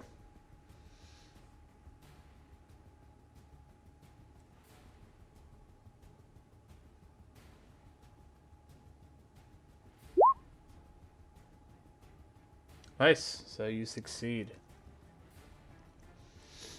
All right, so this guy, he's holding his hands up too as he's running away, and you start feeling your body feeling a little bit warm, but you shake it off as the guy kind of runs off down the path into the forest. All right, that's it for his turn. That brings up Hillshield. He has his crossbow drawn, and he kind of rushes around you guys. And he's going to take a shot with his crossbow. He's like, "You don't get away from me that easy."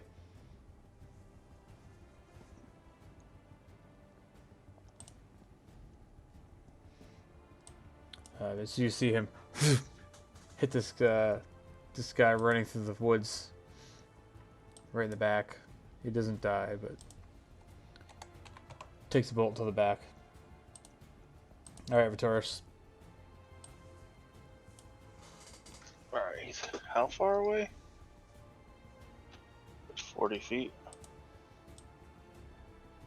Yeah, 50 Shit. feet.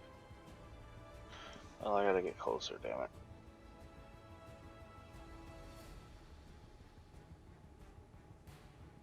I can be back there.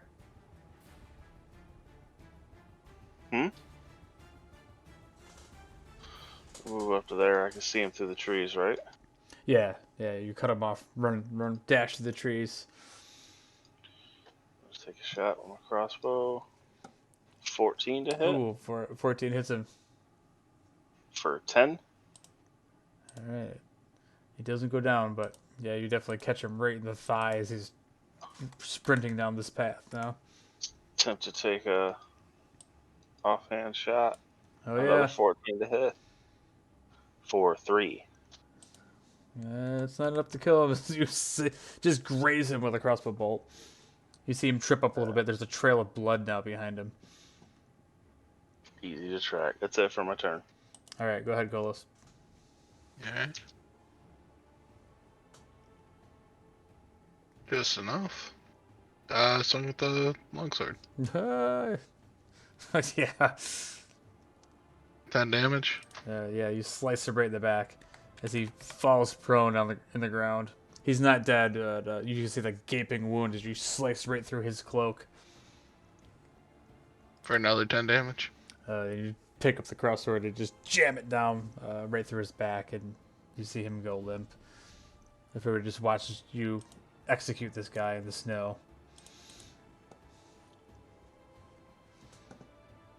I've never felt so proud.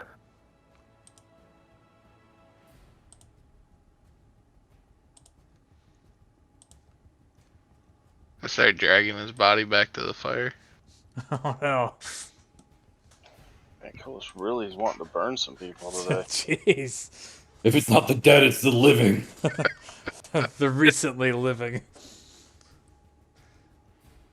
All right. So you guys are out of combat now, yeah. I'm also irritated that nobody brought the other body. So I'm going to go back to the rowboat and take some time. If they end up leaving me, that's fine. I'll catch up to them. And I want to burn all the bodies. Did you expect Snodlers to take it? I expected somebody did.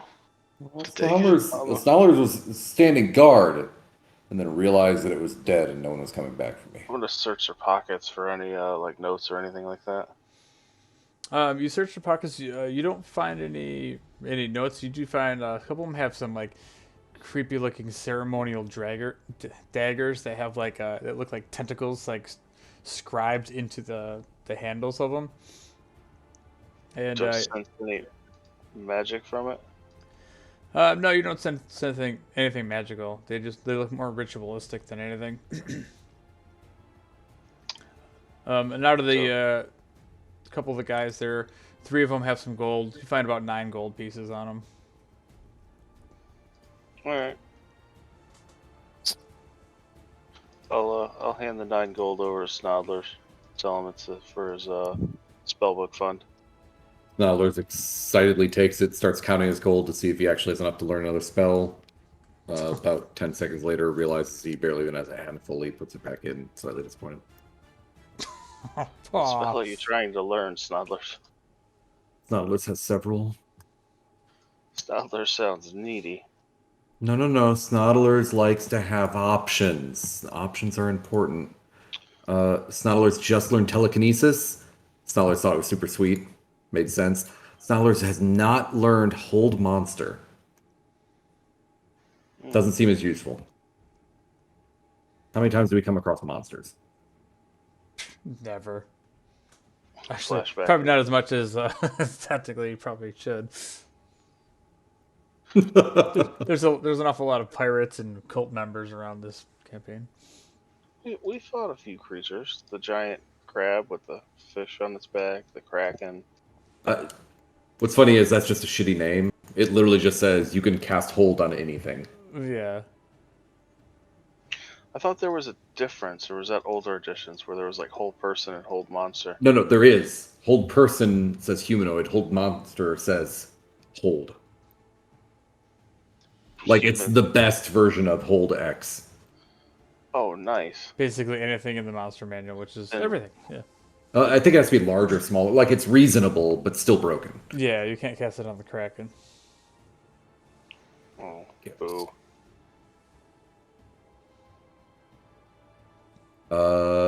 Maybe I'm wrong. Choose a creature you can see within range. Target must succeed in a wisdom saving throw. Has no effect on the undead. I was wrong. Yeah. So it doesn't that's- work on vampires. Oh, what a shame. No, weird, huh? They're not monsters anyways. They're just people trying to live. They're humanoids, aren't they? No, they're undead. I'm pretty sure. Oh, so that would be in the domain of paladins then. Don't they have something they can do, or is it clerics? I thought one of them had something where they could like fuck with undead hard. Clerics. Yeah, believe- clerics can. What am I? I wonder what I'm thinking about. The with only size thing of I thing. got for undead is the divine sense and extra Smite. smite damage. I'll have to look at Orin. All right, so what are you guys doing? You killed these poor, innocent, cold little cult members, trying to huddle together for survival. Innocent. I'll take a look. Do I see any tracks leading, like the way he was running? Do I see any more tracks heading up that way? Yeah, as you stand there looking around this campsite, you do see some tracks that are headed further, deeper into the snow. 2 sets of tracks. Boots. 2 sets of boots. Not including the guy that started running that way. No, not including the other guy, right? I'll let them know that apparently there's 2 more, and they could possibly be vampires.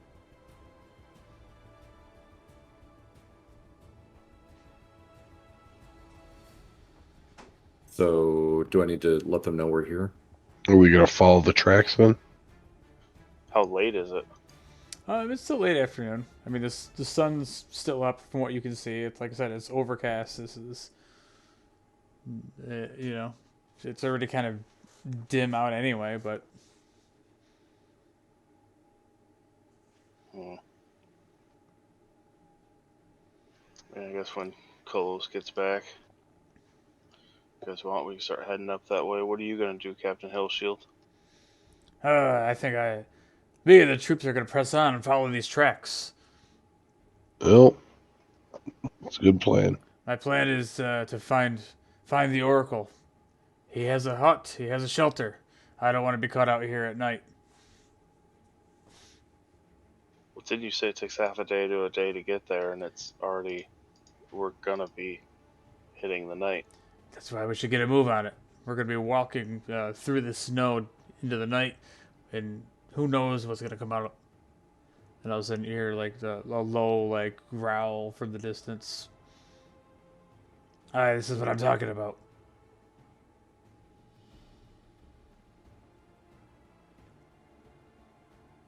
Seems like you all aren't a bunch of group of action takers, are you?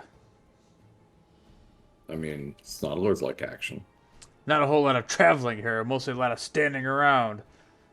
Now that Snoddlers will agree with. More often than not, I like to call us the Gladabouts, but the name hasn't stuck. Scholar's been trying to get that name to stick since like session 2. Well, it's because we don't do a lot of traveling. Snoddlers has been here for most of it. What are you Most of what we do is we sit on a boat, and I just got bored after I learned how to kind of sail a little bit. on a boat that we traveled on. I Needed a mean, boat. Well, let's just fucking go. What are we waiting for? Close, get back with the other dead body, I think. I'm going to be a little bit, so you guys can keep going ahead. I'll catch up. I'll run it's after. weird. I heard a voice that didn't make sense where it came from. Wait, it wasn't the woman we left behind, was it? The woman's up by you guys, about where my token is right now. Yeah, he went back for the boy. Yeah, that you guys left in the rowboat. You left in the rowboat. It's not like the dwarves are going to leave their captain behind. The dwarves are Yeah, going with the captain. The captain's starting to make his way down the trail. Ready to press on. If we got a few hours of travel into the night, we should probably get going. Are you with me? He's asking you, Yuri. Absolutely. I was the first one running behind you.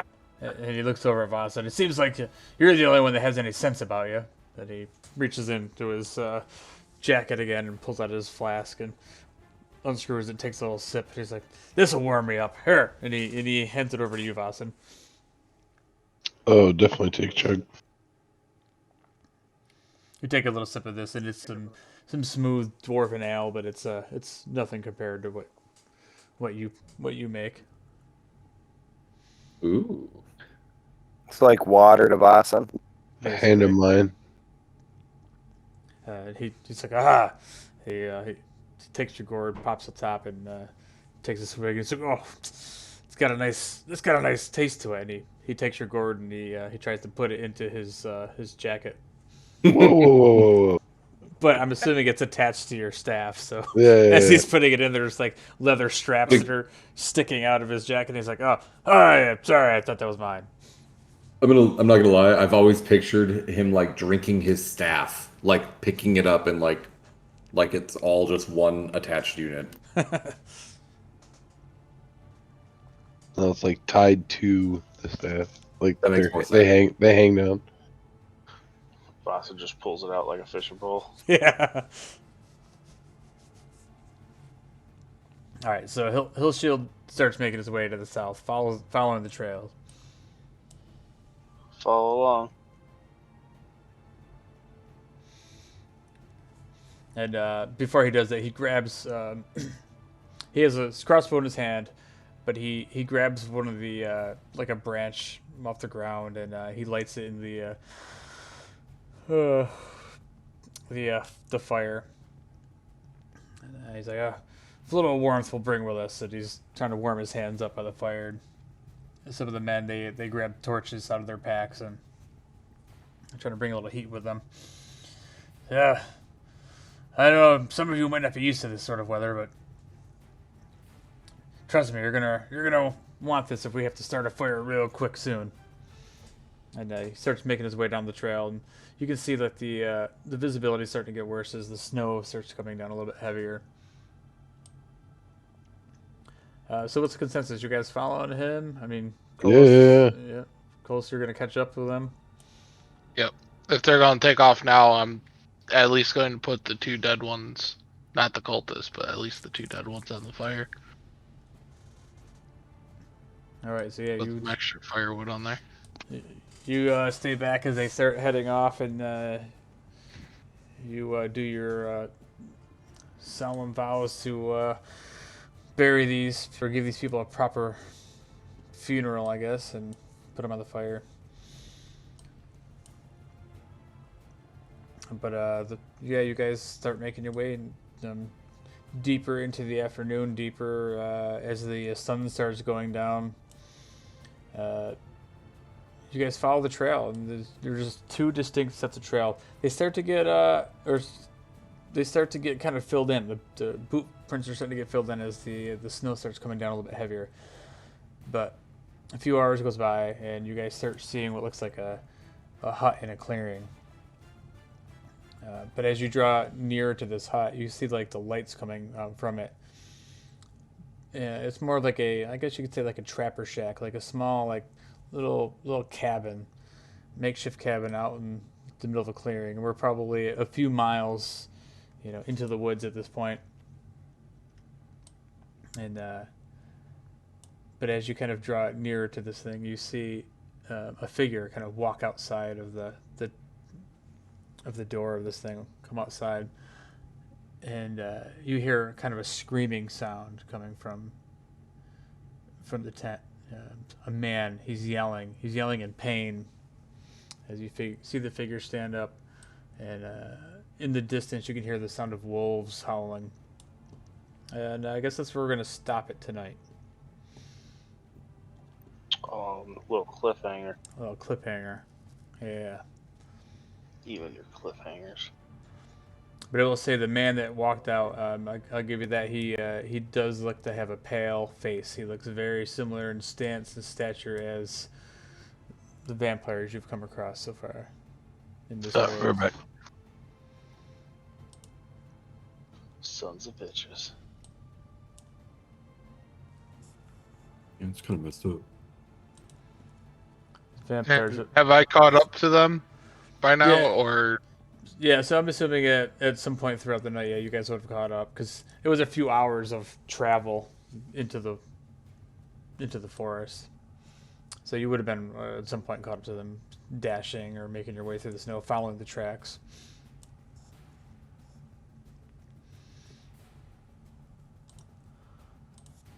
But yeah, I guess that's where we're gonna end it before we carry on with more